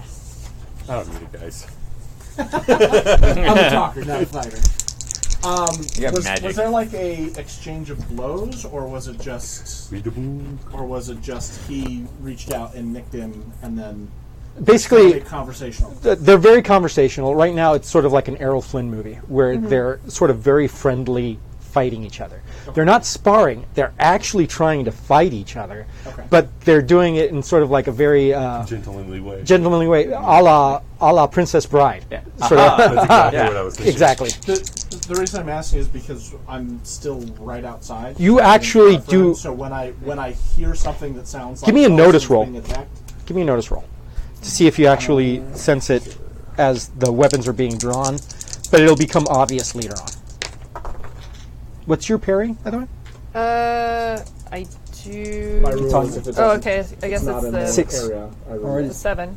Yeah, there it is. 7. 13 Okay. as much as it has Oh to be. no! I was looking back. at this. That's Gotta why reroll. I was Right. matching these up wrong. Yeah, these are All going right, to be so the yeah, permanent numbers, and these are 7. dice values. Yeah, sure. 7. Okay, so he nicks you right back and Five almost and a six completely is nothing to sneeze at, so. matches the same blow that you did in a sort of mocking sort of way. Yeah. And he goes, ha ha ha. So if I wanted to do something that's fancy, or at least just seems fancy, I want to know if I'm able to do that. I would love to be able to like take my sword and snag like a piece of like some kind of pottery that's got a handle on it to like fling at him to distract him, and then do a slash. Okay, so That you can is do a trick multiple fancy. actions in one turn. Trick, there you go. Yeah. Yeah. If you look at trick, that is I rolled Okay. an Exactly what that 11, is. by Yeah. the way. Okay. These guys are super Yeah, nice. you How about hear that really fancy dress basically over there? metal on that. Shing. You hear that. Okay. Let's see. So it looks like I need to make an opposed agility or smarts roll, and they're at a -2 parry if I Yeah. hit, right? Right. Okay. So my agility is the D10. And he's going to roll his smarts. I got a 9. Oh no! You get to re-roll that 6. It Yeah. explodes. Oh. Whenever you get top end of the die, it always explodes. Yeah. So you got a 10. All right. 10. Holla. Huzzah. Okay. You pull the trick off, no problem. He did not make his opposed roll. So you go ahead and you pick up the jug of brandy and you toss it straight at him. Yeah. And he basically tries to parry it with his sword, but he shatters on it, and he's basically covered in liquid and got in his eyes, and he's like basically reeling back. So he's at a -2 parry for your next attack. Okay. I'm going to say actually that he is Is he also shaken? he is shaken. So basically, he's going to spend his action breaking off the shaken, and Okay. you see him sort of like rub his eyes and has his sword in a defensive motion, but he's sort of like bleary-eyed and looking at you. Yeah. And you can go ahead and strike again. All right. And you're at he I'm going to do just another basic attack. I was basically using that as a distraction Yeah. so that I could go ahead and slash. His parry is now at a -2, so it's going to be a lot easier for you to get him. And also, whenever you exceed the amount to hit him by 4, you actually do a wound, and that's what Oh. actually does damage to him. Goodness And he gracious. starts getting at minuses. Okay. So, since I just heard the weapons being drawn and now the broken bottle of brandy, I'm going to rush in back inside the house. Okay. Okay, well, if you're rushing in, Yeah. then I'm rushing. No, you're thought you were about Yeah, you looked at me like that. I was like, "Come on, Jim, back this one up. It's shitty. Just back it up." But okay, And I rolled a 7. you rolled a 7, so you basically you got a hold of him, but you didn't get a big chunk out of him. Yeah. Just so you know, his parry is 7. So if at the -2 you needed a 9 in order to do a full wound to him. He's Okay. kind of a tough guy. But all right, so you guys walk up to the door, and what do? The door is closed. I make sure nobody shoots him. I open the door. I mean, is it locked? Yeah, it's locked. So, okay. All right, so So if it's locked, I try and break it down. okay, that's what you're going to do on the next swipe. All right, so And he gave me a nick, but not like an actual no, wound. not an Okay. actual wound. I'll let you know when it's an actual Okay. wound because he's been rolling like shit, like that. Actually. Whoa. So Well, it's he missed you. It's supposed to be more convincing on his end of things. Exactly. Yeah. But no, he makes a normal attack at you and misses you and says, "Quit moving around so much." And at that point, you knock down the door, Okay. but you see that the 2 dogs are basically right in front of the door, just sort of growling at you. Damn it, Fido. Your master's in danger! And then one of them just starts growling, just sort of looks at you sideways, and then starts growling again, kind of like, yeah, of course. All right, your go. All right. Shall we make it quick then? I think we've played enough. So I'm going to say, just narratively, what do you do? I'm going to go for a thrust, and I'm going to try and... I would hope that I know enough that because he said I haven't died in a while, but I also don't know exactly to what extent he means that. So I'm going to go for something where I know that it will look run through, but it isn't going to necessarily be through something. Yeah, you're going to basically vital. something that doesn't have any vitals, sort of muscle through and through. All the way But through. something that would look nasty and like someone would die from it. Okay, A really big human pincushion, like, sideshow thing. right. Yeah, exactly. Sure. I'm saying you're an expert enough fighter to know what location to go for, Okay. but it is going to be a called shot. Okay. But he's not going to generally really try to defend himself all that much. So go ahead and make an attack roll. Just hit a 4 is all you need. Okay. Hit a 4. All right, good. Because I wanted you to hit a 3 and a 1 or something like that, and then more complications arise, and it would be great. But okay, cool. So yeah, so you see this. You see him just sort of run the guy through right here toward in the lower abdomen. You see his short sword go all the way through and then pull out, and you see Hurla sort of crumple, and the dogs just sort of like go over to him and start licking his face. I whip out my 2-barrel pistol and shoot. Who are you going to shoot? I'm going to shoot the person who just killed my contact. The man who I'm depending, and the entire Holy Roman Empire is depending on for the mercenaries who need to restore the rightful king to the throne. You're just perfect, so go on ahead. This game is going so fast. So this guy has a 2-barrel hand cannon. Has a 2-barrel hand I just feel like you don't understand. All right, this is going to be a new initiative, though. Are you going to go? Oh, yeah. Okay, so Here's one for you. Okay. Do you want to? No, just do the one deck. Turns out I need need that In dude case we too. got a Joker. Joker, another deck exactly. for you. All right. Oh, great. All right. My 2 of hearts. Queen of Spades. 4 of hearts. All right, so it looks like the Maltese falchion goes first. Well, has the pistol already been fired? The pistol has been drawn because Pistol has been he drawn. basically announced his action with the drawing of the pistol. Right. So I'm going to say it's in his hand. Okay, well, I think what I'm going to do then is I'm going to stand not directly in front of the pistol, but recognizing that the pistol is drawn at the beginning, I think I'm just going to basically take a defensive action in case Batman tries to get past me to Okay. get to my charge. Okay, sounds good. So you take a defensive action. Do I roll anything for that now? No, because defensive action just basically gives you a +2 to your parry, Oh, yeah. Straight up? That's awesome. My parry is now a 10. but you can't do anything but move. You can't attack. Okay. It. Now you can go full parry, which means you would roll your fighting, and the result of that roll would become your new parry. No, because I'm not going to roll a fighting higher than 10. And so basically, that's the way that those two yeah. modes work. All right, so It's Batman's turn. it's Batman's Yeah. turn. Just a little bit. I feel like People actually say you're a little quiet. That's impossible. It's because it's over here. I'm talking this way. That's impossible. so. This is such a nuisance to me because I don't need this shit right now.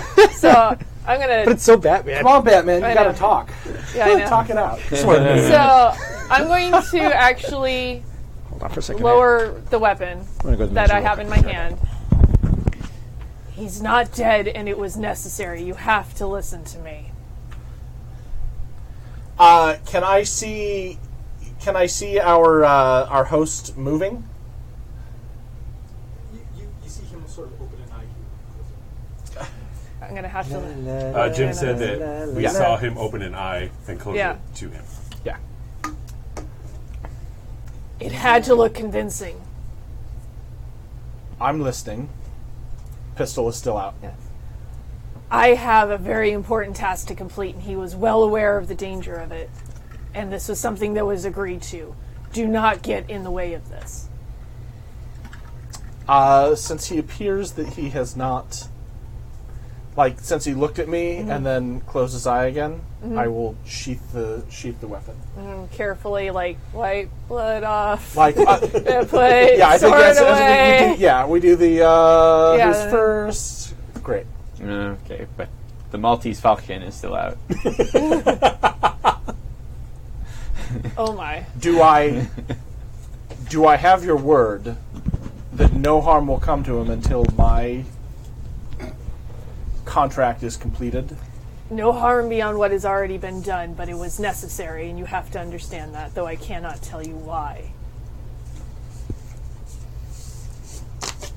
I do believe we have a party to get to. I have a assumption that you are also headed to the same place that I am. Well, God has determined that The glassworks? we see each other again and again. Apparently. There are no coincidences. So the hand cannon gets holstered. Good. Yeah. Yeah, Right. we talked it out. Oh, Yeah. okay. And the Maltese falcon goes away. Stupid Michelob Ultra. Stupid phone. Get that later. All right. So tension's being subdued. All right, everybody, give me back their cords. Do you want to just use this and I'll shuffle? Go for it, man. Okay. Set these aside. Oh no, if you give them to me, I'll shuffle. Yeah. That way Oh, you that's a always good have the idea. deck ready. All right. Trick I use in my games. That's a damn good idea. It's like I said, once again, the only other deck of cards I have is a Sailor Moon deck of cards and Werewolf Wild West deck of cards. Oh.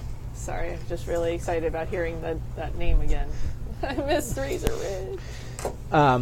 Okay, so why don't we just go ahead and we'll fast forward to the actual party itself, unless Yes. anybody else has anything else they want to do. Oh, there's still feminist wine out? Yeah. Oh, yeah, feminist wine.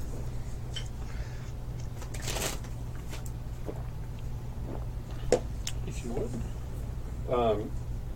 She's going by Roma Okay. with this guy. Okay. I don't mind crossing stream. Okay, so Danke. you guys sort of head out to at around dusk towards the party. Are you guys heading there as a group, or do you not want to be seen together, or what's the deal? I've got very little interest in being seen with anybody else. Okay. I'm this Yehu's bodyguard. Yeah, you guys are So I think the two of us Yeah. are together. you guys are battle buddies. Yeah. On the trip back to Venice with our friend, I will ask. At this party, there's something that I am in need of acquiring. Are you there for something as well? I would hate for the two of us to be at loggerheads. I am not trying to acquire any sort of object. Excellent. Then if there's anything that I can do to assist in your endeavor, I would be happy to do so. Just stay out of the way. Batman. Batman. Is there another? Why? Why? Because I'm Batman. That's what it should say on there. It's just because Batman. There, how this should have ended is like a cartoon, like Yeah. YouTube channel, and the Batman justifies everything. He goes, "Because I'm Batman." Because I'm Batman. And Superman goes, just no, don't stop. No, because I'm Batman. That Okay. doesn't even make any sense. It doesn't even make any sense. Batman. And they had I'm Groot. Because I'm Batman. I'm Groot. All right, this is going to go on forever. Yeah, it was Yep. great. So you guys show up at the party first. You have an invitation.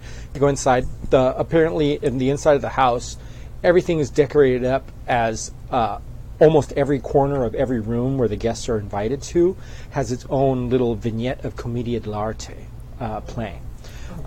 Quick question. Nice. I assume that wearing armor and helm is bad at a fancy party. It's a costume party.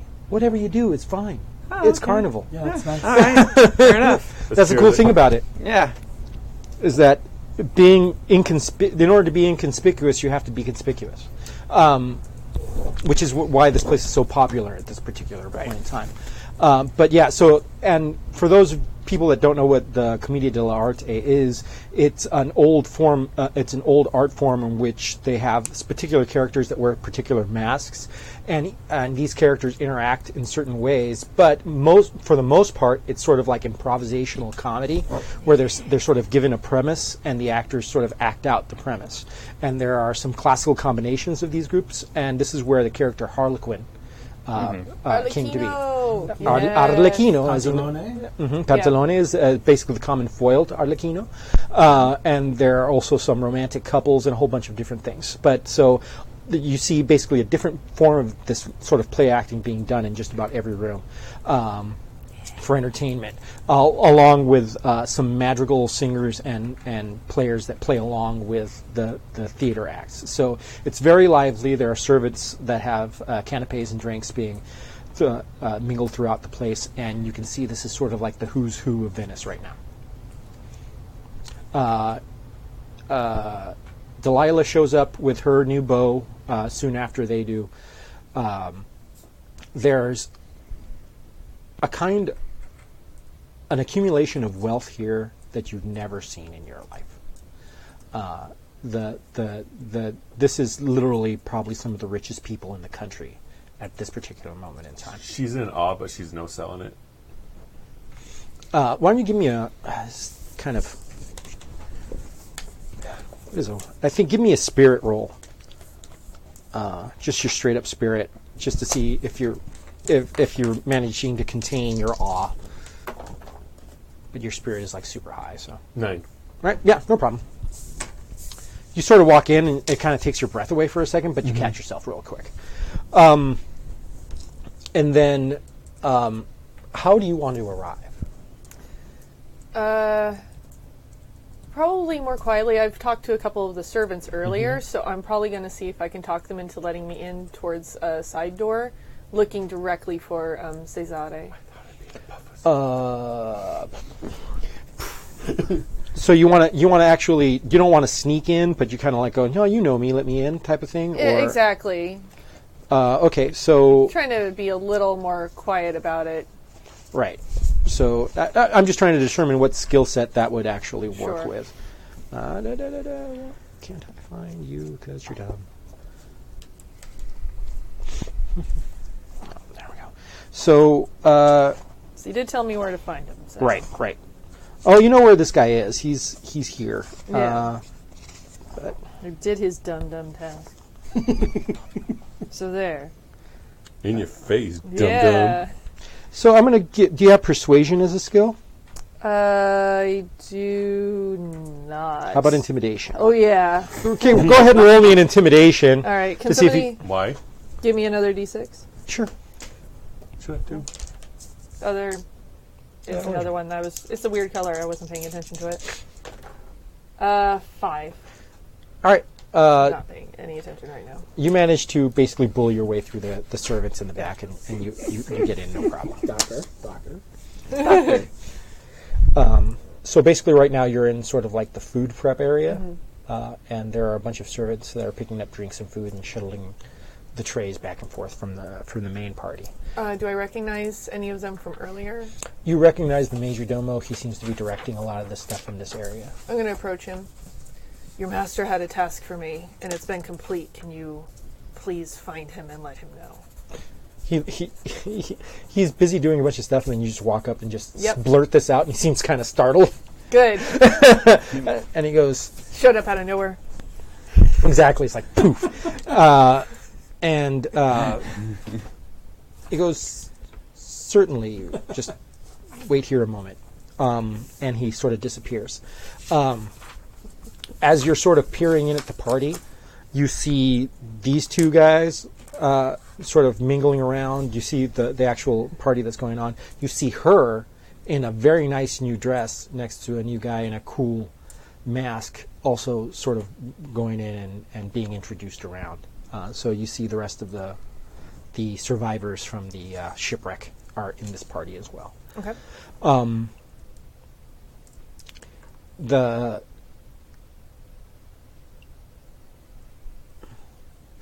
Hold on. You guys, basically, there's a rumor floating around over here that Hurla Sining has been murdered. His body was found Also earlier by gas. a servant. Everybody's and so that You seems don't to be gas like the the grumble, you're thing Batman. that people are talking about here. You also pick up on that. Okay. That this guy has been murdered, and everybody's talking about him, and everybody's just sort of going, "Oh, you dealt with him too?" It's like everybody's going, "Holy crap! Everybody in this room has dealt with this Right. guy." So everybody's sort of a buzz, and it seems to be the talk of the party. Whoever murdered him is screwed. It's true, I was there. Dead on the floor, entrails spewed across the room. It was truly the work of must have been a dozen men. Roll me a persuasion. Give yourself a +2. Oh my god, Nick, I love you so much. That is the shit. Yes! Give that man all the rumors. Oh, sadly a 5. You have 3 bennies, bro. And you just earned another one by being awome. Oh, well, thank Yeah, you. that's- Here, and actually- we'll send that right That's back. I will fucking actually rad. give you another one too because you're Yay! being awesome. A 5. There you go. 5 is what you get. No, you know what? I am going to burn another one. 'Cause Okay. You know what? Yeah. Who wants to live forever? Indeed. The 5! That is what it was meant to be. Yeah. But 4 is the basic target number for everything in this game, so you did beat it. You just didn't get a I was get a just raise. hoping to get like You'd- some amazing, an 8 or something better to get a raise. But the thing is, everybody, you actually managed to make yourself sort of like the center of attention of this party right now, because everybody's sort of like listening to what you have to say because you're at the center of the current drama. And I want to try and leverage that to get. Was it Maximano? Maximiliano. Maximiliano. Or you can call him Max. Max is fine. Chucky. I just Chucky. didn't Chucky spell it Max. very Chucky well Max. Chucky Nicks. I hope my wife is watching this because she's going to be giggling every time you say Chucky. there.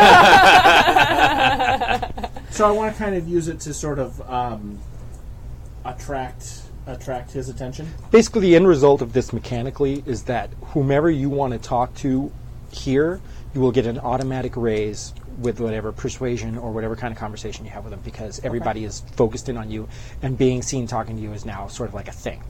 All right, what are you doing, Janu? Janu is going over gory details with people, basically based on bullshit that he's seen. All right, so basically you're recounting old war stories, but just framing I'm them just as saying that it's this guy. It's like, and then other things are around. Did you know that a cat almost always blinks before you hit it on the head with a ball beam hammer? Yes. All right. Kind of Do you have any type of social skill that might I apply? have a persuasion or intimidation. Go ahead and go with persuasion. I think that. Okay. 5. That is the number of the day. All right. Same deal as him. You just everybody's sort of focused in on you and your story. And you'll get a free raise with whatever conversation, whatever you get before. There are bits of liver How everywhere. do you react to this information? She's no selling Lung it, cake. but she is guiding her bow towards them, and be like, "Oh, who is this person? How did you get? Like, this is so intriguing." All right, so that's what that actually happens. You see Delilah walk up with a young gentleman, and they seem to be also intent on your conversation, but you guys sort of give each other knowing glances, I suppose. But the major domo comes back and he goes, "Sir, if you would please follow me." And he takes you upstairs through a narrow staircase that's in the kitchen up to the second floor to what looks like a sitting room, and there is Cesare waiting for you. And he basically, as soon as you walk in the door, he throws his arms open and embraces you in friendship and goes, "It is amazing. I've been trying to rid myself of that man for years, and you managed to do it in a matter of hours. Who are you? What devilry is this? And what manner of blessing has God brought to my house?" So he just seems beside himself with joy that you managed to pull off the thing. He says, please tell me everything." I told you I was somebody that you could trust. And I did as you asked. And it was done quickly. There really aren't many details to tell. Really, I hear tell there were 2 witnesses. They're telling the story downstairs right now. All the gory details. They didn't seem to manage to find any kind of decent description of you, just an aftermath. But I couldn't have thought of a better situation. They have no idea of who did this, but they know that it was foul murder. Well, I was able to get in and out quite quickly and unnoticed. They did not have a chance to see my face, and especially during this particular time with Carnival. Whatever your name is, I am certain that we could be very good friends. That is my hope as well. And as we agreed upon, you were going to introduce me to Sebastian. Well, I will. I cannot do As so. we agreed upon. He is indisposed currently on his current mission, and left instructions with me that he is not to be disturbed until tomorrow. I need information on where his mission is then. This was what we agreed upon. He paid me a great deal of money for him to be left to his business And alone. I took out the one person that you've been unable to take out for how long now? He basically sort of points at his major domo, and he brings out a chest about this size, a foot by about 6 inches, about 8 inches tall, and opens it, and it's filled with nothing but gold coins. No, please take this as a small recompense. I did not do this for monetary recompense. I did this for information that you promised to give me. He sort of blanches a little bit, and he goes, "I must be honest with you. I did not think that you would succeed." That much is obvious. If I was able to dispatch your mortal enemy so quickly, I can only imagine how quickly something could happen to another person. He looks kind of scared at this point. He goes, high five. There you go. And he goes, "I will let you know, but you must promise that the source of this information will not be shared with anyone." My promises seem to carry far more weight than yours already. "I'm about to keep mine, and if you be quiet enough, I will do so." Then do it. He basically tells you that he is working on some kind of alchemical project. He does not know what it is, but he has sought use of the foundry on Murano Island for its for his usage in that, and that he is currently in a bit of a financial state, and this gentleman is helping him work that out with the promise that he would be left alone to finish his work. That is what I needed. And he basically gives you a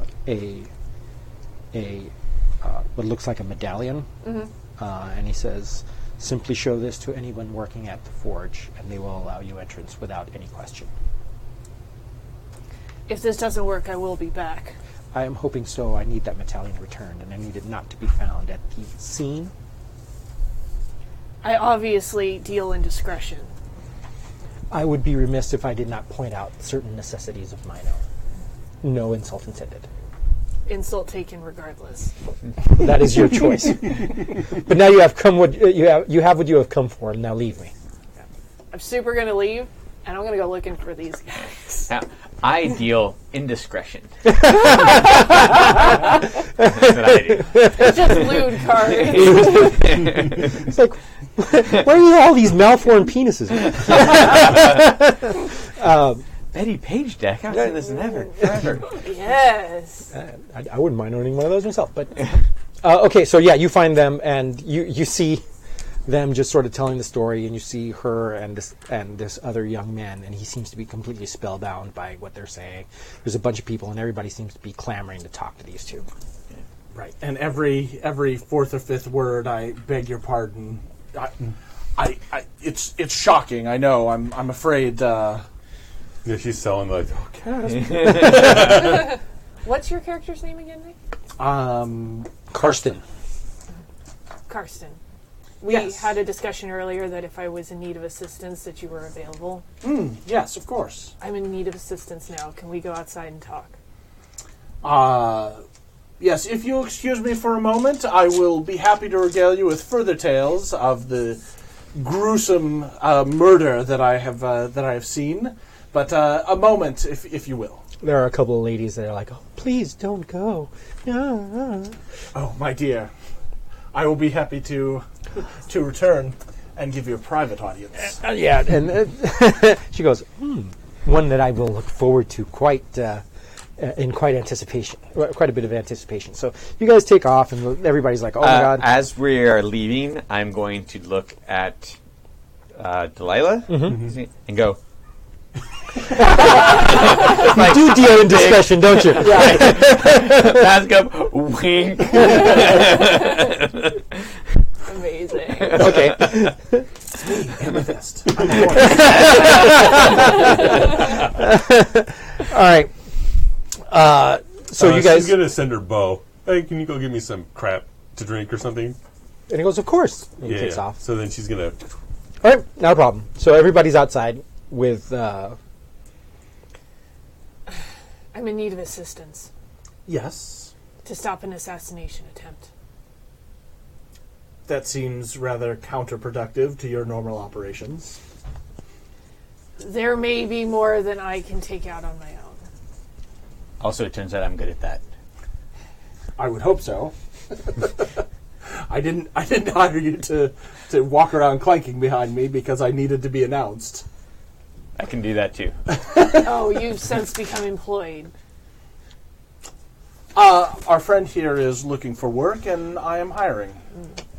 Well, this is something that Hurla was helping me with and is connected to the earlier incident which you saw. Are you able to assist me? She comes walking up.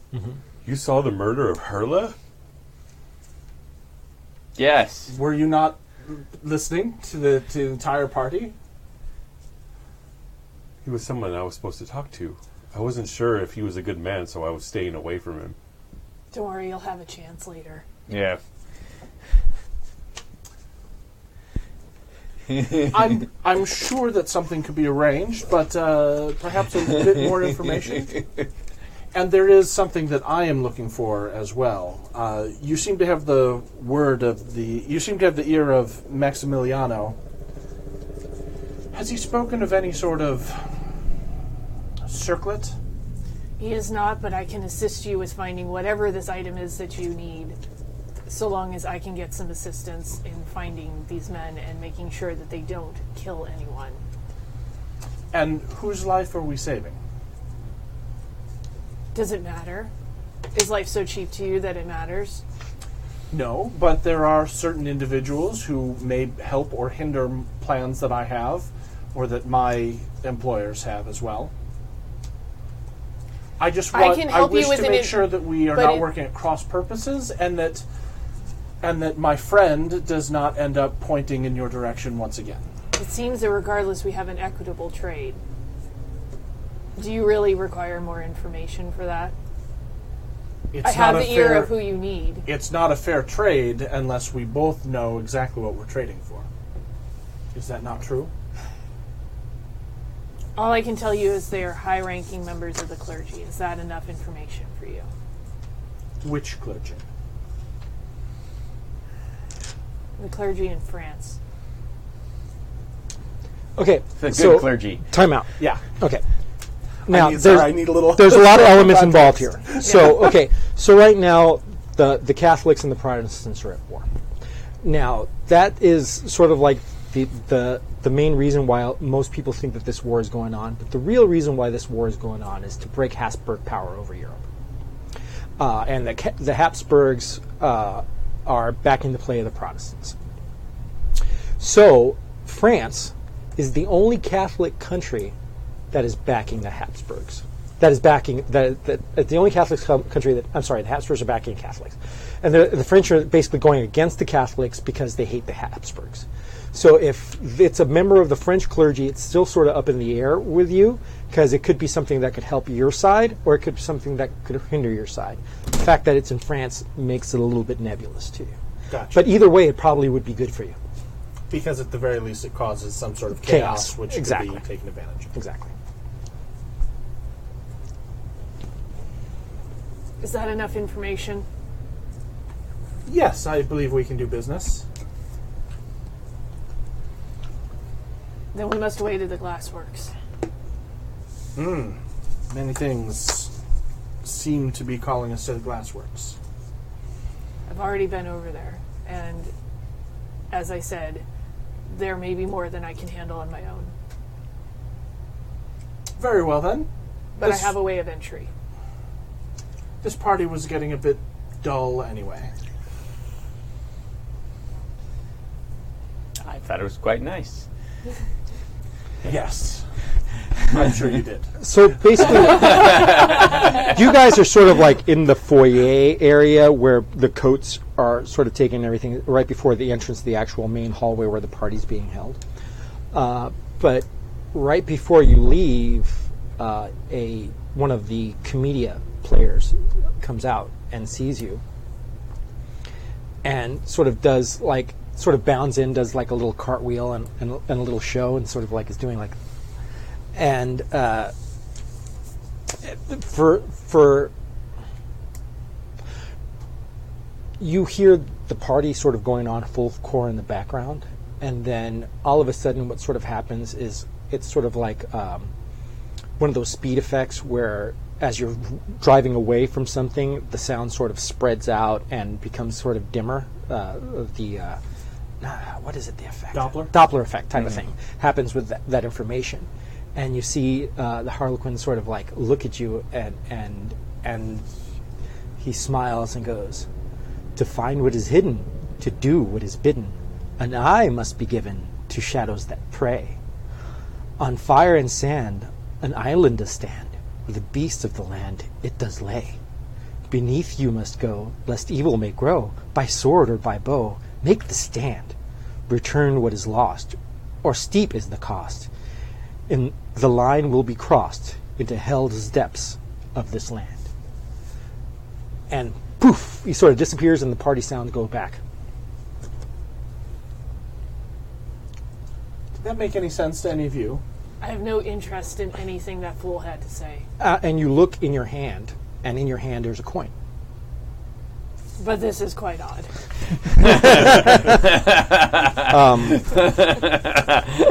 One side of the coin is basically gives you it's a Saint Christopher medallion type of coin, Okay. and as everybody knows, well, if you're at all Catholic at all, Saint Christopher is the patron saint of travelers I thought it was lost things.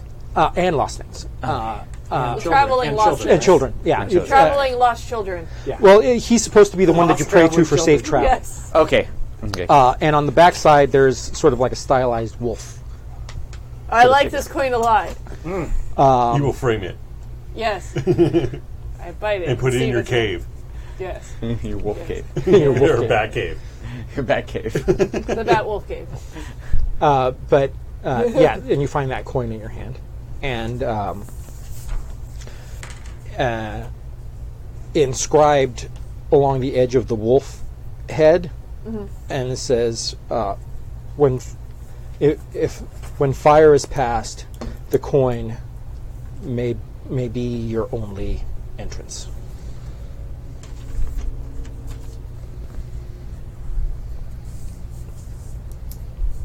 Writing for those listening to the podcast later. Yeah. Be your only entrance. Well, I'm going to tuck that coin away because it seems interesting and important, but not as interesting and important as my mission. All right. 'Cause I'm Batman. This noble I was with, like, how rich is he? He paid for everything that you wanted really easy. Like, does he have a lot of guards? Guards. No, he doesn't seem to have a lot of guards. Damn it. Screw him then. All right, you just take off. Yeah, you coming with us? Well, I was going to say I got kidnapped. Come rescue me here. But if he doesn't have extra dudes, it's just going to be him, and I really don't care. Well, I mean, he doesn't personally have any guard, but you can tell that rich If people you need to have hire some. if rich people have people to break skulls if necessary. He wasn't a merchant; he was a noble, which means that he didn't not only just have money; he had actual power. He was of noble birth, and although in this city isn't quite as important, but it's still pretty important. All right, so what do you guys? Your eyes are all together. What are you doing? To the foundry? To the foundry? To the foundry. Last words. Sure. All right. To the glass foundry. Yeah. Okay. That place. So now that it's night, as you guys sort of go up to the shore by this island, the place looks radically different at night than it does during the day.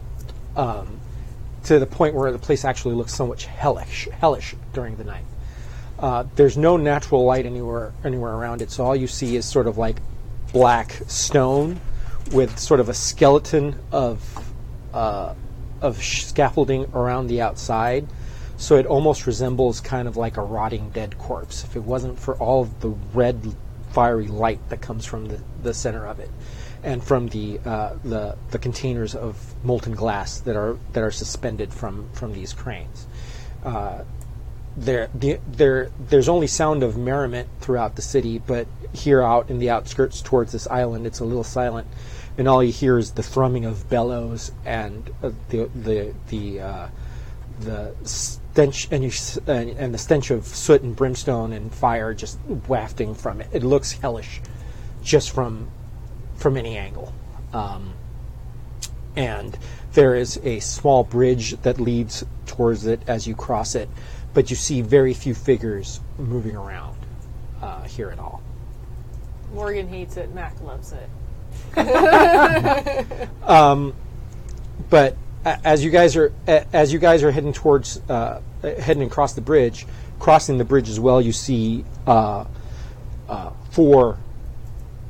dark forms of men with tricorn hats, wearing masks and large coats, and so as they walk up towards you and you walk up towards them, what do you guys kind of do? I'm going to approach medallion in hand, but kind of keeping it sort of palmed, but facing outward towards them. Okay. So it seems like, hey, I'm doing the thing. I'm sneaky. All right. Like trying to be subtle about it. Okay. So yeah, the guys sort of see the medallions, and you see them sort of like look at each other and look at you, and they look at the people behind you,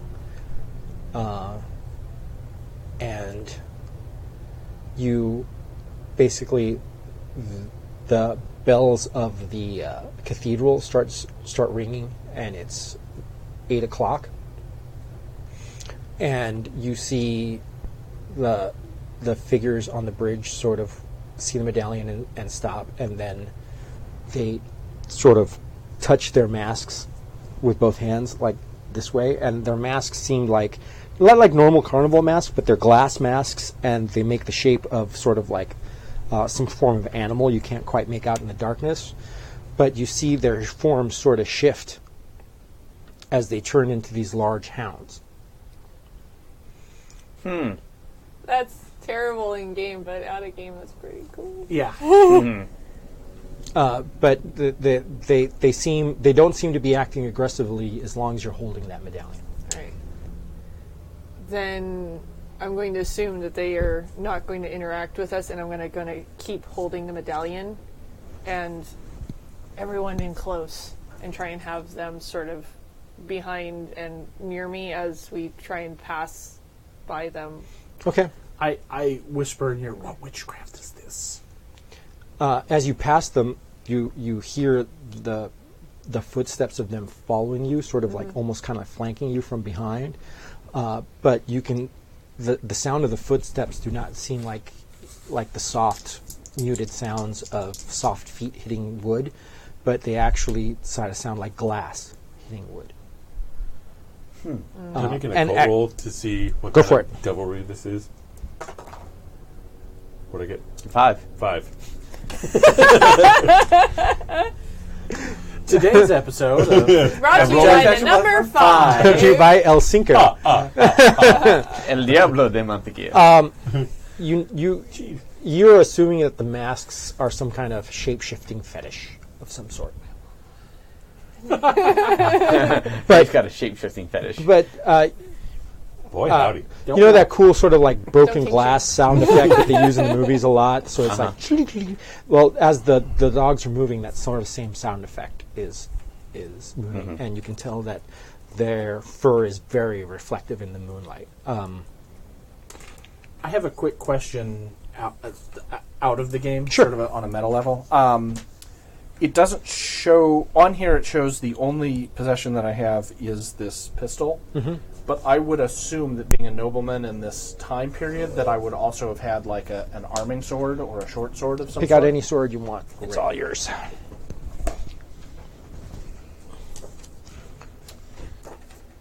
Because that's not a problem. I just sort of went with the basics on the character, and I figured if you guys could justify anything else. It's like it's one of the first sections is the arms and equipment.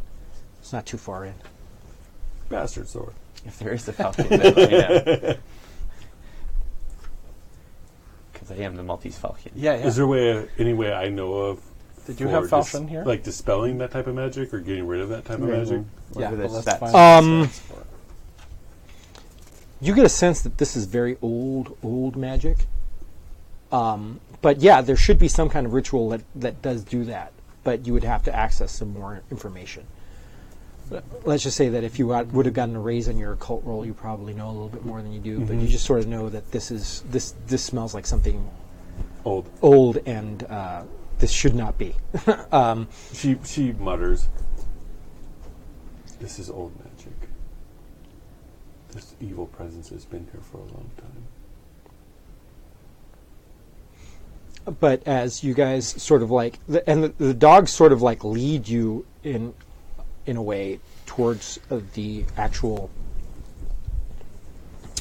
foundry, and you come up against what looks like a gigantic. It's basically sort of like it's one of those windowed kilns that you see glass blowers putting the pipe glass in and then pulling it out. But but in the back of it, there's a large open area where, when the door is open, people sort of shove coals in, and then the bellows from the sides sort of heat it up to the super hot area. But you see the dogs sort of walk up to this open flame pit, for lack of a better description, and sort of flank it on either side, and they just sort of sit there.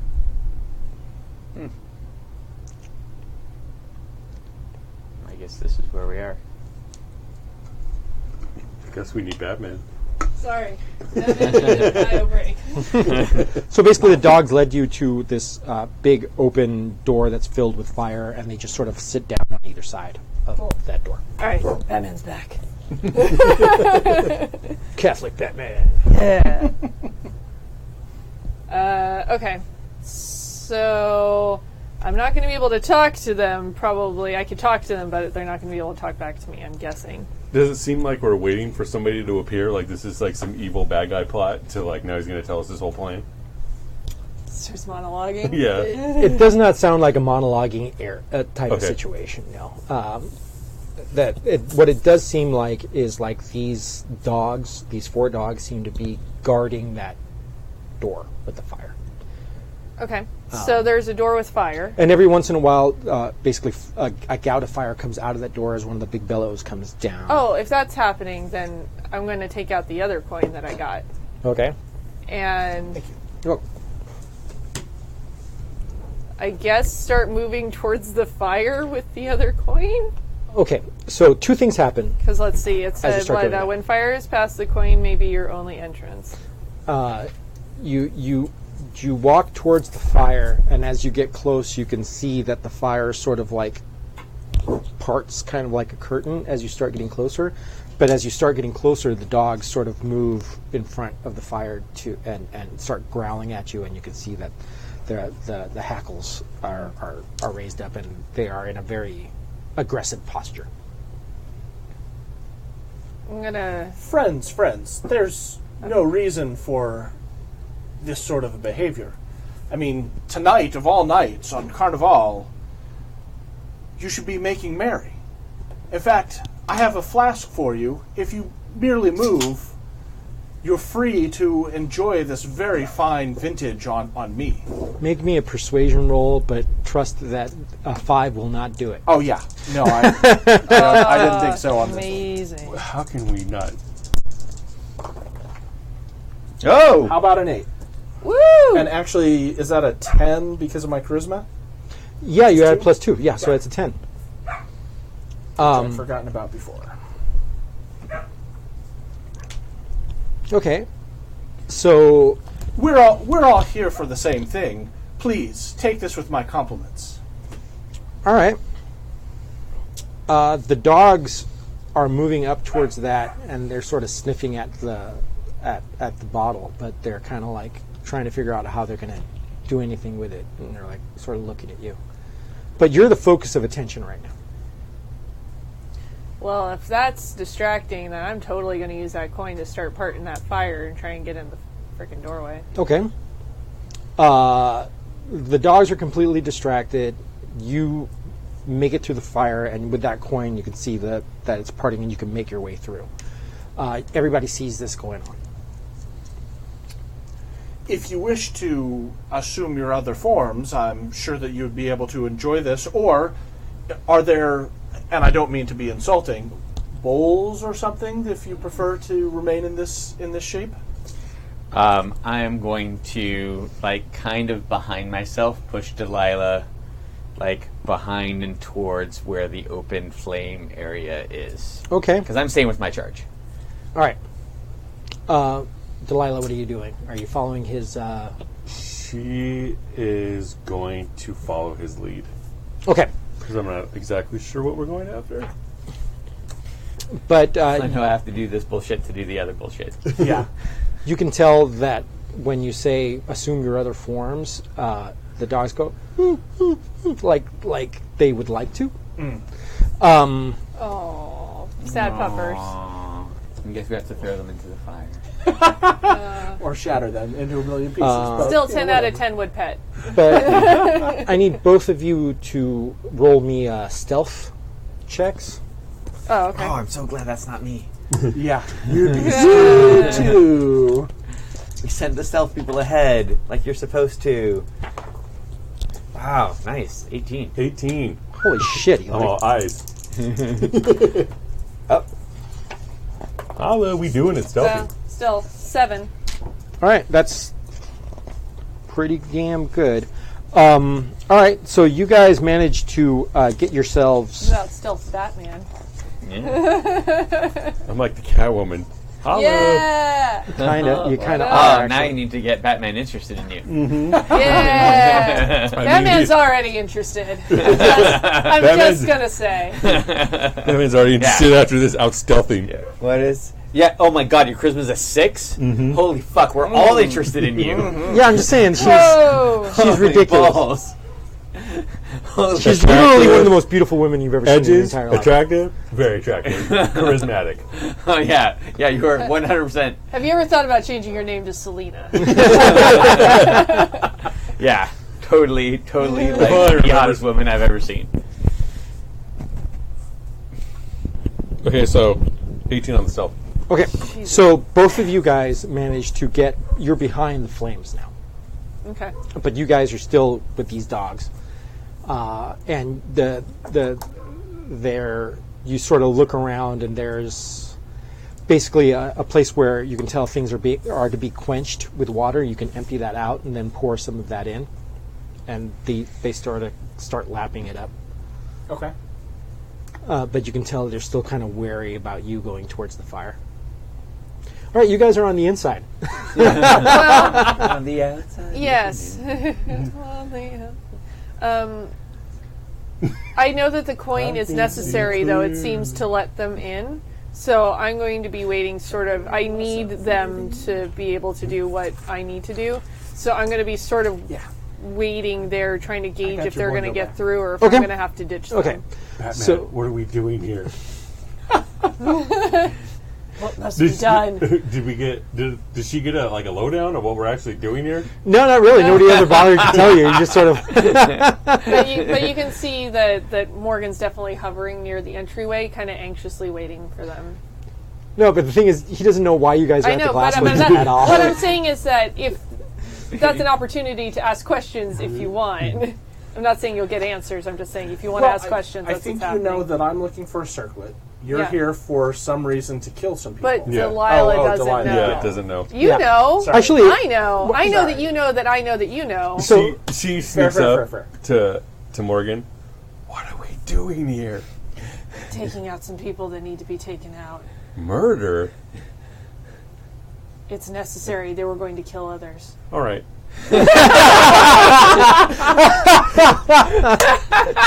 what's funny? Oh my God, you're so my Catwoman now. The funny thing is that if I were to have a conversation with Eli, that's exactly how it would go. I'd be like holding a gun, gotta kill this dude. It's got to be done. And you're like, all right. Oh yeah. Did you roll to turn them on? So there's Suddenly, monster. 4 dogs, and they're lapping up some drink. But as soon as that wears out, you don't know what's going to happen. So what's the plan, Stan? Did the flames reform? Yes, after? after Catholic Batman went through, Okay. you can tell that. All right. Am I able to go though? Because I'm trying to Yeah, I hold mean, it, basically hold the door. For You can do that if you want to do that. You can Yeah, basically that's what you're I'm holding trying your to arm do up. because I need them to. But you can tell that the heat from the fire is still there. So as long as you hold the coin, your arm is beginning to heat up. I guess I'm going to be every little bit okay, are they? right. Nope, they're still talking to the dogs. Nope, still talking. Are these fuckers coming or not? Perf. All right. Kind of giving momentary glances at parting the flames. But here's an extra Benny for everybody who's worn their mask pretty much the entire gosh darn game, which is great. I did not expect that to happen. Dedication. Yeah. It is very itchy. Yeah, it's quite warm. Yeah, But I don't care. My $10 freaking Hobby Lobby freaking Well, this mask, one's yeah. got weird felt on the inside. Yeah, this one does too. Does it? Yeah. I Yeah. actually don't mind the felt on the inside just because I've had other masks that are really sweaty, Yeah. and at least this isn't sweaty. It's not sweaty, It's but I itchy. feel like I'm gonna look like I'm wearing a mask after the game too. For me, the problem on this one isn't so much that it's, hot's irritating. It feels like the but little thing feathers size, must be. They are in my nose and mouth this entire time. Oh, I don't have feathers. I chose a non-feathered one. Yeah, this one's got just enough felt that I had to get in the right position because otherwise I was like, Right. because it was like in my nose. Yeah, I feel like that quail. But you know what? We're dedicated, damn it. Yeah. Yeah. It's a video of me and Citrus Singers during a choral performance, and there was a piece of snow on my folder, and I kept trying to like blow it off. And you could see me very conspicuously go. And I didn't know I was being that conspicuous until everybody after the show went, "What the fuck, dude?" It's interesting. Yeah. So, I will. So as they're sort of finishing up, lapping up some of the alcohol, and probably out of the corner of your eye, you're probably seeing this portal sort of like right opening open and occasionally. close. I mean, like, right. come on. My friends, you have done excellent work today, and I will commend your dedication to the highest levels, I assure you. But please, no need to wait on my account. We will take care of everything here. You may return to your typical posts. And they move back to the two sides of the fiery curtain. But weren't there like two that came in from us with the front? They kind of smelled you coming and came out to challenge you. Ruh-roh. And then once they saw the medallion, says, "Oh, they're part of the organization." They just went back. Okay. Then thank you again. And then the next time it opens, I say, "Shall we go?" Yep. And basically, I push him. I'm going second. And we'll go I want to through. make sure that he goes. All right, pick a number between 1 and 10. Uh-oh. 8. Do I win the prize? Did you guys make it through? You basically sort of like, you're very sort of like just edging your way over there, and then you decide to like fucking go, and you just run towards it, and her arm pulls through right there at the right second, and you just tumble through, and then the fire comes back down, and the dogs are basically barking on the other side. Oh my god, dead on an 8. I swear to Okay. We'll have to deal with them on the way out, I'm sure. Or find another exit. Let's go. All right. The passage goes on for just a few more feet, and then you can see that there's there's a ramp, or the floor itself slopes down, and you can tell that it's sort of like in a spiral. Okay. And you guys sort of keep going down the spiral, and oddly enough, usually as you go underground, things get cooler, but things just keep getting hotter and hotter, to the point where it actually, you guys are feeling a little bit nauseated and kind of a little disoriented in the fact that it's almost completely black fucking dark, it's muggy, and it's hot, and you swear you hear screaming. Just like faintly, just at the edge of your consciousness, screaming, and that kind of screaming that only comes from like being tortured or being put through some kind of really bad emotional ordeal. Do I get a sense of this place on a spiritual level? You do. You want to roll your occult or spirit or whatever one you want to roll? I'll roll spirit. Okay. 9. 9. 9. Okay, you hit the TM with a raise. You're not in the normal world anymore. And Is there any sort of light making device? Like, are there any torches on the walls? there do not seem to be. Okay. Oh, so At is least- it pitch black? It is pitch black, and you guys basically just following the wall, and you're probably still going in the right direction. The thing is, since you're not seeing any forks or anything in the wall, so you're just following this thing. But the sheer sense of disorientation that you feel in being in absolute darkness for this long is pretty hefty. Is it just like spiraling down? Yeah. She mutters, "We have left the earth that God has created." This cannot be. No place is beyond the glimpse of the Lord. We are not where man was born. We need to get in and we need to get out and we need to do it now. I agree. claws are good for just about everything else but they can. Claws had to be nerfed somehow. And yeah, claws were OP in the Absolutely. In the beta? in the beta. Yeah, Yeah, Oh, that's the dude. work. I mean, I can get stuff They over. totally were OP in the beta. Oh my god, are you serious? But If you didn't use claws, you're an idiot. as you guys head down, you actually begin to sense a dim glow up ahead of you. And the glow becomes brighter and brighter. But your eyes being so accustomed to the absolute darkness, you can see the most minute bits of light. But quite some time after that, you start the passage opens up into a large, vaguely octagonal room. There seem to be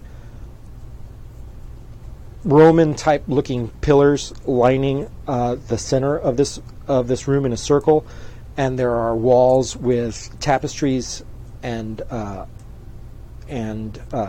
sort of weird, very sort of almost difficult to look at symbols put on the actual tapestries, to the point where actually your eyes try to divert from them.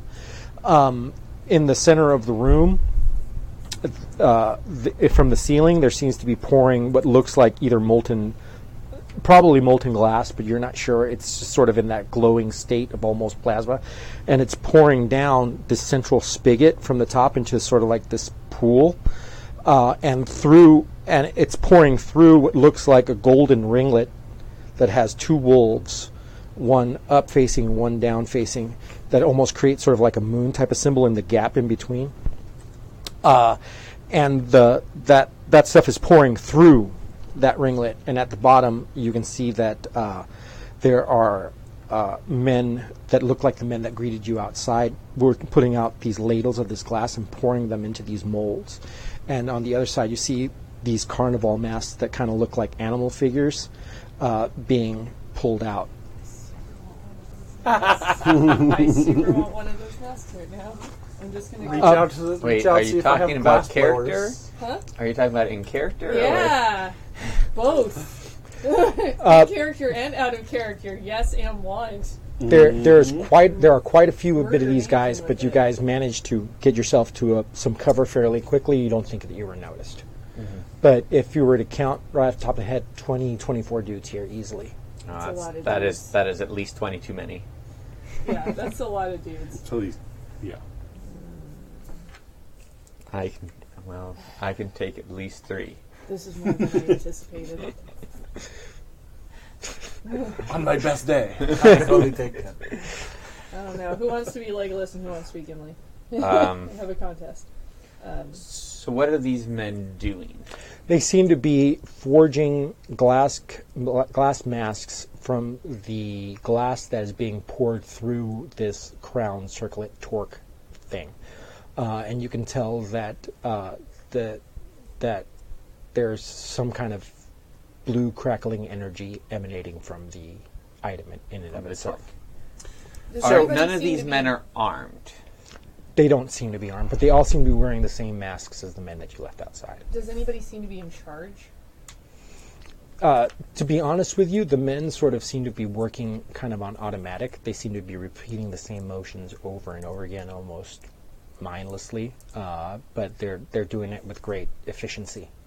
So to set the scene, But there doesn't seem there's like it. Yeah, molten glass is pouring through the circlet. yeah. It's collecting in a pool, and then they're dipping that pool, and then Putting it in these molds. so that they're Yeah. making these glass masks. Exactly.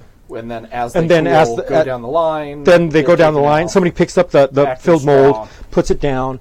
They let it cool, and then there are other men that actually are removing from the cooled ones, and they're packing them in crates with straw. Does it seem like there's a lot of crates where they've made? They a are ton of making a these? shitload of these. Okay. Sorry, I'm warring between in character and out of character. Right now. Is there... It's going straight down through the circlet to a vat, not Yes. to like some Sort of kind like a production cistern. line that we can. Like, No, disrupt. this entire vat is surrounded by people that are just basically dipping, pouring, setting aside, putting in a new mold, How dipping, can pouring. we get multiples of them at once? Interesting question. we have any?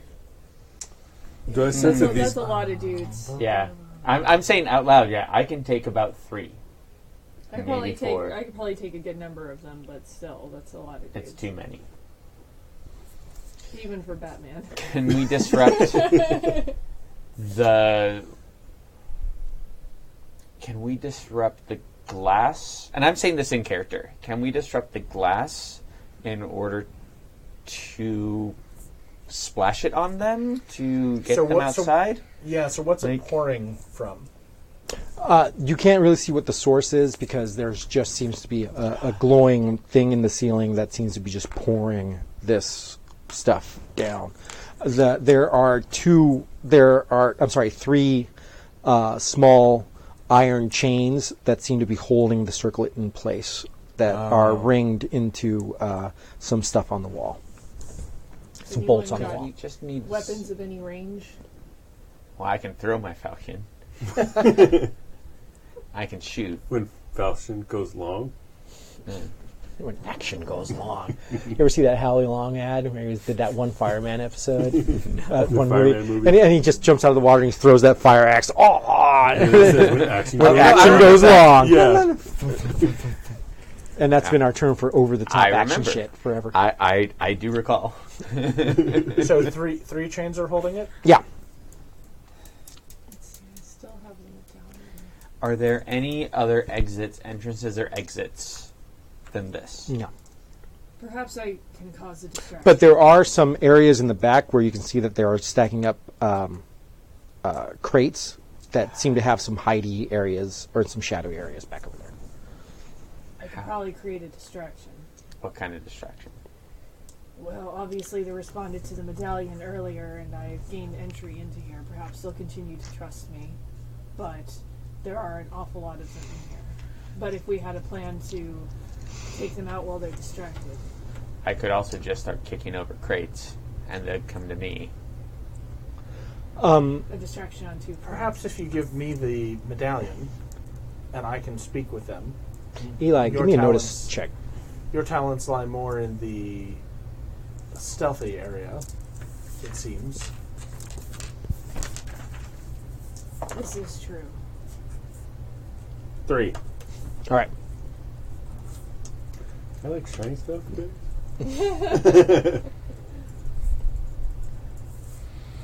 What are they using to make the item, the mask? Seem to be some clay molds that they're pouring masks. But what are they? So basically what happens is it's a 2-piece mold, and it's on the side, and it's sort of bound in some twine, and then there's an entrance that they sort of pour the glass into. Then it's moved aside with some tongs and let to cool.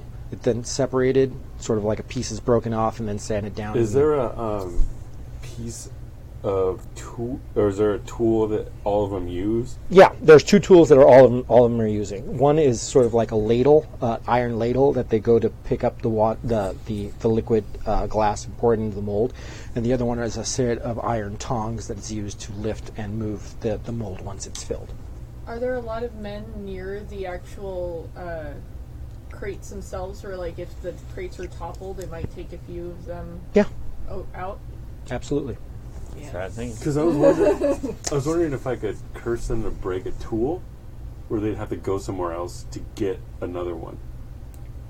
Yeah, I you think can do that. They all have their own Yeah, they're not sharing ladles, tools. though. Right. One ladle that they're sharing. If I can trust that I will get this medallion returned to me, perhaps there is something that we can do to get through this lot. Of course. You have my word. Make me a notice check real quick. I'm sorry, keep going. Don't mind me. So I'm going to hand the medallion over. Okay. I'm keeping the other medallion, though. That's a 3. I'm going to spend a penny. Okay. Good idea. That's 4. Wow, We're guys. super Hey, good, guys. 4 is a success. Well, they're discussing what you need to do. You're sort of like surveying the battlefield, and you see that one of the guys sort of activates his mask to move more quickly to the back of the room at a run, because he sees that one of the stacks of crates seems to be a little bit off, and he wants to put it back together. But you see, when he activates the mask, both the eyes of the little wolves on the torque sort of glow a little bit. Yeah. The torque is the source of their power. We have to disrupt it. It's also what I've come here to retrieve. Well, shall we cause a disruption and try and... If get the it three of all- you want to get ready, I can certainly cause a distraction. Oh, I can attack the chain if you can cause distractions from me. I can push over some crates. Unfortunately, I don't have anything ranged to get at the chain. Don't shoot the chain, but shoot them. And give the Pistol? Yeah. And take a wheel lock pistol. Cool. Batman doesn't use guns, but it does right now. Batman doesn't kill, but Batman hasn't seen Batman versus Superman. hopefully Batman never will. Are there stats on that? Yeah, it's, I believe, 2d6, 2d6 plus AP1. 2d6 plus 1, AP1. Yeah. Rate of fire 1. It takes 2 actions to reload. And Okay. you don't have any bullets or Is powder. it so. 2 for a regular pistol? Well, it's Because good it to says have- it's 2 for a duel. Just It's saying. 2 for because any it's- pistol really? because Okay. they basically have to For pull it barrel. out. Gotcha. Oh, right. Do the whole ramrod thing. Yeah. Okay. Well, it's a good thing to have in addition to sword stuff. So go ahead and gonna try and push stuff first, though. After you Okay. distract them. So basically what I want is everybody to basically detail one action that they're going to do, and we're going to do that as a surprise action, so the bad guys aren't going to react to it. You're just going to do it. So, Karsten. Well, they're going to react to mine because I will walk forward with the medallion visibly displayed and, applaud and say, very well done, everyone take a break for now. All right, give me a persuasion roll. Beautiful. You've all done excellent work here Take a today. breather. But go ahead and take a break. A tired worker is a clumsy worker, I've always said. Wow, that's 5. awful. There we Give go. this another try. All right. 1. Whoa. That is double Yeah, ones. that is and double I think one. That's probably. And you that's the cannot botch, re-roll right? those. Yep. Yeah. Yeah. Okay. Yikes. Oh man. 5 was so much better. Okay, I have good news and I have bad news. Good news is you distracted the crap out of these guys. Yep. I didn't say I could do Can I anything just else. say that we check the rules to see if we take the better of the two? I think you can normally do so, except in the case of a bot. one. Oh. Usually the sucks. case is Bad. you always take the best of both two when you pen the Benny. These bennies are really, really good for you. Right. But on the case of a botch, you just have to eat it. There's nothing Yeah. you can do. That's pretty bad. Sometimes fate looks at you and goes, But one of the things that I've learned from Jib is that botches are just opportunities for cool things to happen. And don't be afraid. It'll be totally fine. yeah. But I didn't say I could do anything else, but I definitely can distract them all. yeah, you distracted the crap out of them. But basically, at So I've this got the point, medallion upside down or something. they're all sort of looking at you, and you can tell, and you can see the ones that are over by the glots are basically pulling up the glowing hot ladles, and they're coming at you, and everybody's sort of moving towards you. All right, All right. So those iron chains you said were thin. yeah, they're relatively thin, sure. Awesome. Well, I'm going to. You're gonna go full on Zulu Falcon and try and and cut fucking one. Cut one. Okay, go ahead and roll me an attack. It's just a 4. Okay. I'm going to say if you get a raise, you manage to grab onto the thing and swing onto the next one too. Sweet. I totally want to Yeah, raise. but why? Mexican independence. It's the purge, people. Let's just stay in It's here. the purge. Oh, can you imagine Uh, being a freaking like tabletop? It's a game 3 and a with 4, but I got a fuck ton of bennies, so All right. I'll give you one. Oh my god, that would be fucking that- worse. Well, we should see. That'd be a game. Oh my like gosh! Yeah. Oh! Bruh. that. Bruh, that's a Benny point split. That's a 18. Okay. Oh, that's so good. That is freaking spectacular. So basically, this is what I'm going to say happens. You jump up, you cut one of the chains, then you grab onto the ends that was cut, and you sort of swing in a circle, and you cut the second and third chain, and the torque is now the torque though is now falling down into the molten glass. What are you doing? Remember, you're also a dancer and a juggler and a high We're also a Batman. Yeah. You're a jongleur. Dude, if you are a cat girl, you are a cat girl. Yeah. Hey, Catwoman. Catwoman. Come on, It's not Catwoman. a cat girl. Catwoman. It's Sorry. Catwoman. Because I feel like Go Batman on, could I get sit the corrected. torque. Batman could get the torque. And Catwoman can deal with all these dudes. Whatever you want to do. Like, Whatever you what's wanna do. your, what's Like- your I stats already say? Since these have guys a- are hard at work, like their bodies are tired, so they could all deal with cramps, paralyzing cramps.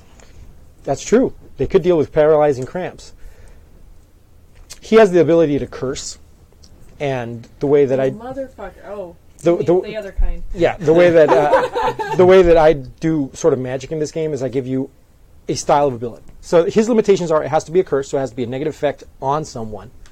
And depending on the duration, the effect, and what it is, I give him a target number on his roll. And he just gets to make up, generally within that purview, what he wants to do. Nice. That's awesome. That's badass. I like that very much. Yeah, so what's my target number? What you trying to affect everybody in the room? All the bad guys. All the bad guys, what are you trying to give them? Give them like really bad hamstring cramps where they paralyze with fear and fall down. Or they're paralyzed with pain. All right. What did you get? What I get? You got a 6. 6. What I'm going to say is that Wait. uh, Making a decision. Did I make it? you're going to have different effects depending on how well you do. Because the way that this works, it's a conversation between you and me. Do it. It's Still double a 6. fours. No, I think that's the 1, isn't it? That's No. Oh, no, 4. that's a 4. You're right. So that's still A 6. The 6. Do it. Oh, he's doing it. Roll big, damn Spend all dice. the- 9. That's A 9? good. That's a raise. That's really good. Hopefully. Okay. So basically what I'm going to do is I'm going to do this, Eli. I'm going to give you these 4 pips. And you can turn these pips in to force me to re-roll up to 4 rolls. Okay. And I have to accept the lowest of the 2 rolls. Okay. Yeah. All right. Oh, I'm pushing crates over. Okay, you're pushing that crates was over. the plan. You're I'm not still- getting the. The No, torque. I don't give a shit about that. That's not really her mission. That's his mission. Yeah, I don't give a flying fuck about that. I'm taking out these bad guys. All right, go for it. So I'm gonna push over crates. All right, you push over crates. Give me a straight up strength check. All right. Where? It's in your stats. Don't worry, I got your back, boss. Yeah, no worries. Yeah, but I got. Oh, We will figure this out. I'm trying to not have you get murdered, boss. Yeah, you only need a 4. 4. It's a 4. Okay, yeah, you knock over the crates, and the crates actually drop on a bunch of guys that are focused on him. And they seem either to be incapacitated or taken out in some way. And I'm going to say that you take out D6 dudes. Took out 2 dudes. Okay. Yeah, you never told me what you were looking for either, so just said there was an item. Right. Well, I was I going- said as we were watching, as we were looking at it, but that's okay. Oh, you seemed interested. It's I still- don't remember you like being like, really. But I also don't give a No shit worries. about it. Also, it's not your personal priority. Yeah, also but Batman. also, fuck that. You're right. No, Right. I got it. Are they physically reacting like they actually are under the spell or under the curse? Uh, Like they're like, "Ugh, son of a bitch. Yeah, you see a couple of them actually reach towards their leg. But what I'm going to do is I'm going to do sort of like a cooperative attack between all of them against you. Sure. And what I'm going to do is I'm sort of going to raise up their No, die it's type. okay. Don't thank me. You can just have a rest. It'll be fine. It's there's no reason to. We're all fine here. Yeah. How are you? As they're all marching towards. But what everybody sees is basically this group of guys sort of like mobbing him, and you see basically them trying to whack at him with their ladles and stuff, and he's just trying to like back off and defend himself. He hasn't taken any damage, but he's being overwhelmed, and you can tell very soon these guys are just going to be so much around him that they're just going to murder him. There's nothing he's going to be able to do. So do I need to concentrate to keep this curse active? No. Once you've cast the curse is cast. And it lasts for the entire scene. But I'm going to say that you can only have one curse up at any given time. Okay. So if you have another idea for a curse, you'd have to give up the one that you already have. All right, so let's draw some cards, people. Woohoo! Dweek. Is that good? Yes. Yeah, that's a damn good that's thing, excellent. actually. You get to go. Okay, you get to go whenever the hell you want. You get a +2 on anything you do when you go. Sweet. And I think that you actually have a special ability you should look at. It's some kind of blow, some kind of badass. Oh, mighty blow. Yeah, look the rules up for that because I think that keys off the Joker as well. Oh, I double melee damage when I'm dealt a Joker. Nice. But I don't want to do damage. Isn't damage +2 for him as well? Yeah, I wanna- damage and your action are Damage both and the +2. roll. But the thing is, this is what happens. So this is the actual course of events. He does his distraction, and everybody starts moving towards him. You throw down the crates, and a couple of people go kersplat as they're moving towards him. You basically utter your curse, and a couple of them kind of slow down. You sort of leap out of nowhere and do your super Tarzan thing, come down. Okay, but basically what ends up happening is right before we do initiative, the torque actually hits the molten glass, and all of the guys that you're with basically start sort of like grasping at their masks, and they're sort of howling in pain as their masks start glowing white hot. So you see all of them sort of fall to the ground, sort of like screaming as they're trying to pull these masks off, but you can see most of them are actually just like fucked up or blinded or dead or wishing they were at this point. Then All right, that's much worse than I thought, but Beautiful. I'm not complaining. I don't want that torque to get melted, though. Yeah, me neither. but out of the molten glass, that you see sort of like a symbol from the molten glass with the crown sort of like slipping over the head of a humanoid form that comes out, is sort of like this 12-foot tall man that seems to be, as the glass is cooling, made out of this solid black kind of armor, and he has a very sort of grim visage helm on, kind of like a skull face sort of thing, with these huge stag horns coming off the top. Check, please. And Batman and Catwoman out. I don't know why, but as soon as you said like the black armor, I went, oh great, it's Wild Hunt. yep, it's a Wild Hunt. They stole the crown of the Wild Hunt, and that's basically what's going on. And Harlequin is also part of the Wild Hunt myth, as is Odin and a whole bunch of other people. So it's basically all one united thing. But he makes a very dramatic entrance, and he pulls out this gigantic sword. Actually, no, it's a gigantic spear, and he's sort of like pointing it at you. But you drew the Joker, so you get the... Well, that's great. Well, I guess I'm going to slash the head off of the Wild Huntsman, Okay, because I need that torque. go for it. Okay. That is fighting, right? That is fighting, Okay. unless you want to, Unless I want to what? do something. Talk with his ear fight. off. Yeah, yeah. No. That's my job. No, now is the time for fighting. There's time for talking, there's a time for fighting. So yeah, I'm going to swing around as he's coming up, still on the fuck chain. yeah, you're still on the chain. Okay, yeah, and sure. turn around Sure. and go, and try and like cut that Right. fucking head off. Go for it, man. Do it. That's a 6. I think I can do one better. All right. Well, Explode. that's a 6, Oh, shit. and a 3. That's 15. How's that? Okay. Actually, that's... You got a raise, Probably so you're gets getting those next. parries. You need to Got ask an some extra target. d6 to your damage. Okay, so I do 1d10 plus 1d8 Plus 1d6. plus 1d6. And you get to double that because you pulled your Joker. Okay, and a it's at 3, plus 2. a 2, a 10. 10 still explodes, doesn't it? Yes. So a 16 plus 5 is 21. 21. Doubled is 42 damage. +2. Plus 2. Wait. When do I add the plus 2? Right now, 44. 44. Oh Okay. my God, 44 yes! damage. All right, hold on. I'm just trying to. What's its toughness? I think he beat it. Its toughness is 9. So it's 9, 13. It goes at increments of 4. 4, yeah. Yeah. 17, 21. 21, 25, Yeah.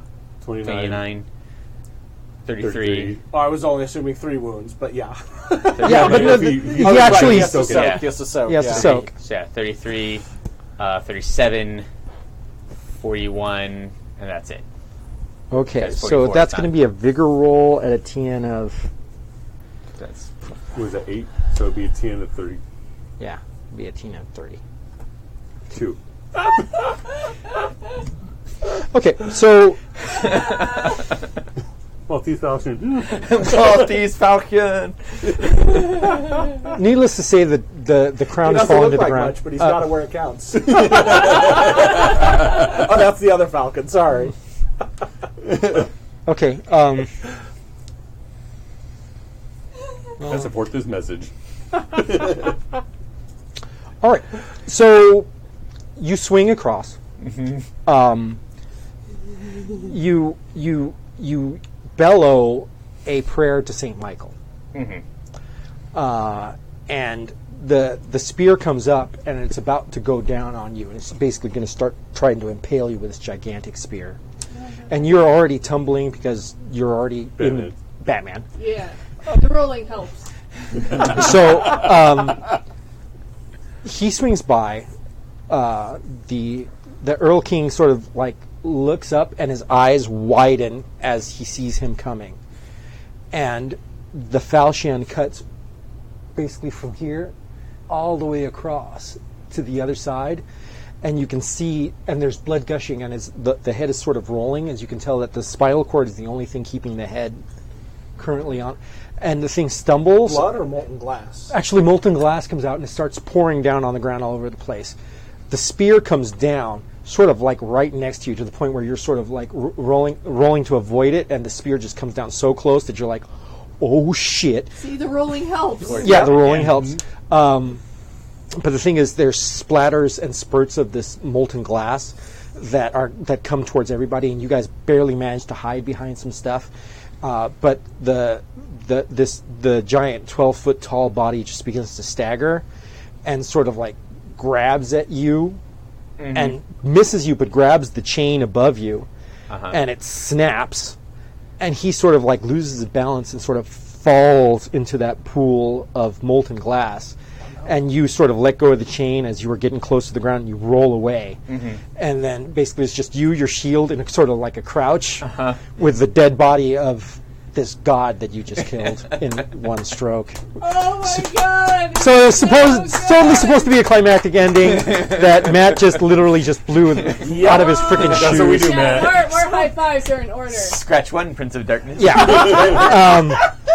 That's always the danger of Savage Worlds. Indeed. Oh, it's so good though. Oh, it's so good. No, I had your ideas like, oh, he's going to smash some dogs. It's going to be awesome. No, I didn't like Joker, bonus, max dice, you suck, bye.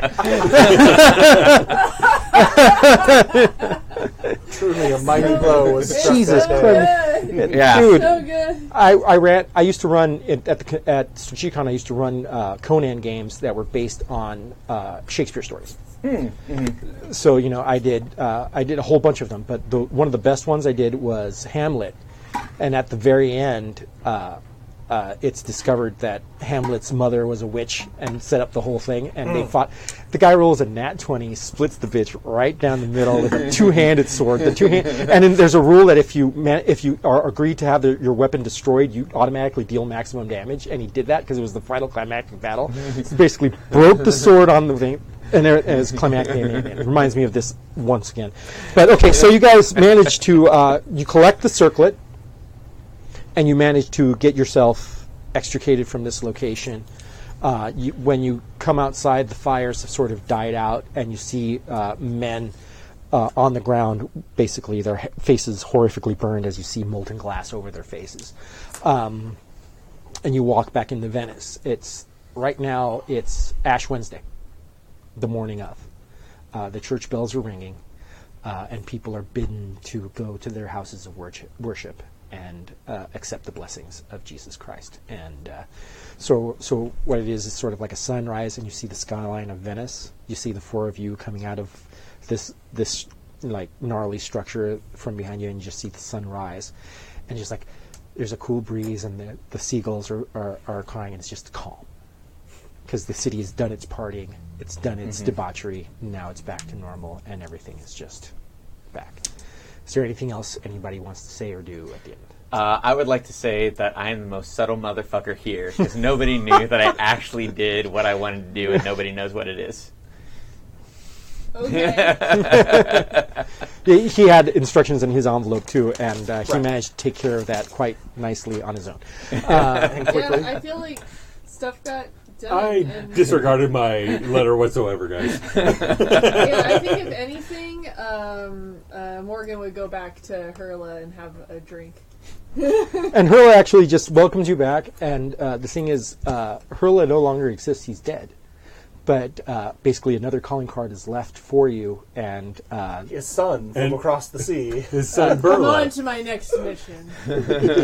he has taken up, you can see that he's taken up a completely new identity and welcomes you into his home, but you somehow laughingly already know who he is, and he finds that amusing, and lets you in. And you guys share a drink of mead.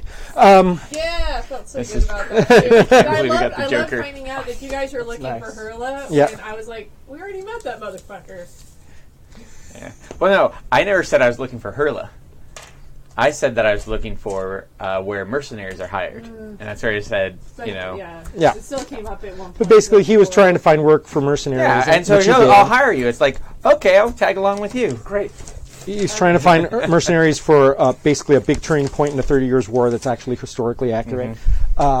Eli basically belongs to a Romani family, and for some reason the word was spread that she lost her purity, so to speak, which is like basically a death sentence for a woman in the Romani. In fact, should we read our letter? Yeah, go ahead. Let's read the letter. Sure. I feel like maybe that's a good idea. I'm going to read my letter and the other thing. that Yeah, I sounds wrote. good. I'll go first because mine's sort of the most straightforward here. On and basically what we did Oh, my here. face feels so free now. I know. The Winter King sends his appreciation for your current actions on his behalf. He has learned of someone who may aid in returning Frederick to the throne of Bohemia. There are several elements within the Holy Roman Empire that are ready to move towards our cause, but want assurances that we can bring enough force to bear to change our fortunes. You are tasked with seeking out mercenaries and allies in Venice during their celebration before Lent. You have the full backing of all of our collected coffers and expect no less than 5,000 fighting men for that price. Contact a man by the name of Hurla Singing, a former Langsnet who has proven time and again to be effective and good with this kind of business. He will arrange the correct meetings with the correct level of discretion. Luck, Helmut Gerhardt. Yanu. I hope this letter finds you well. As you know, the war has set many of our assets within the Holy Roman Empire in turmoil. Without the tithes from these holdings, the order is having trouble functioning on the most basic level. These desperate times call for equal measures. You will travel to Venice and meet with a man named Hurla Seining. He is a former Landsknecht who is now arranging contracts for mercenaries. We are seeking to contract with merchants who seek to ply trade in the Mediterranean, but do not seek out work in service of the powers involved in the conflict directly. Secure the best contract possible. We trust in your abilities. Regards, Brother Captain Guilliman. Gilliman. Because 40K nod. Yeah. And then my addendum was send word to me at the hiring hall where and when I may discuss these matters with you. I am able and willing to assist you in your endeavor. I assume that is sufficient in securing the best contract possible. Nice. Mine is, my dearest Delilah, I'm so sorry to hear of your disgrace. You know our people, and you know that a woman's purity is the foundation of her value. I've spoken to your father, and I was unfortunately unable to convince him to overlook tradition. I have, though, managed to reach out to an old friend and describe to him your talents. He may have use for you in far-off Venice. Find Hurla Sinin. Go to him, girl, and pledge yourself to him, and he will protect you. This is all I can do. Forgive me. Love, Pizarro. And she was like, fuck that. I'm going to make my own world. Yeah! Oh my god. Hashtag feminist wine. You're right. We're friends. We're so friends now. Yeah. Feminist wine. Yeah, feminist. Yay. Hashtag feminist wine. All right.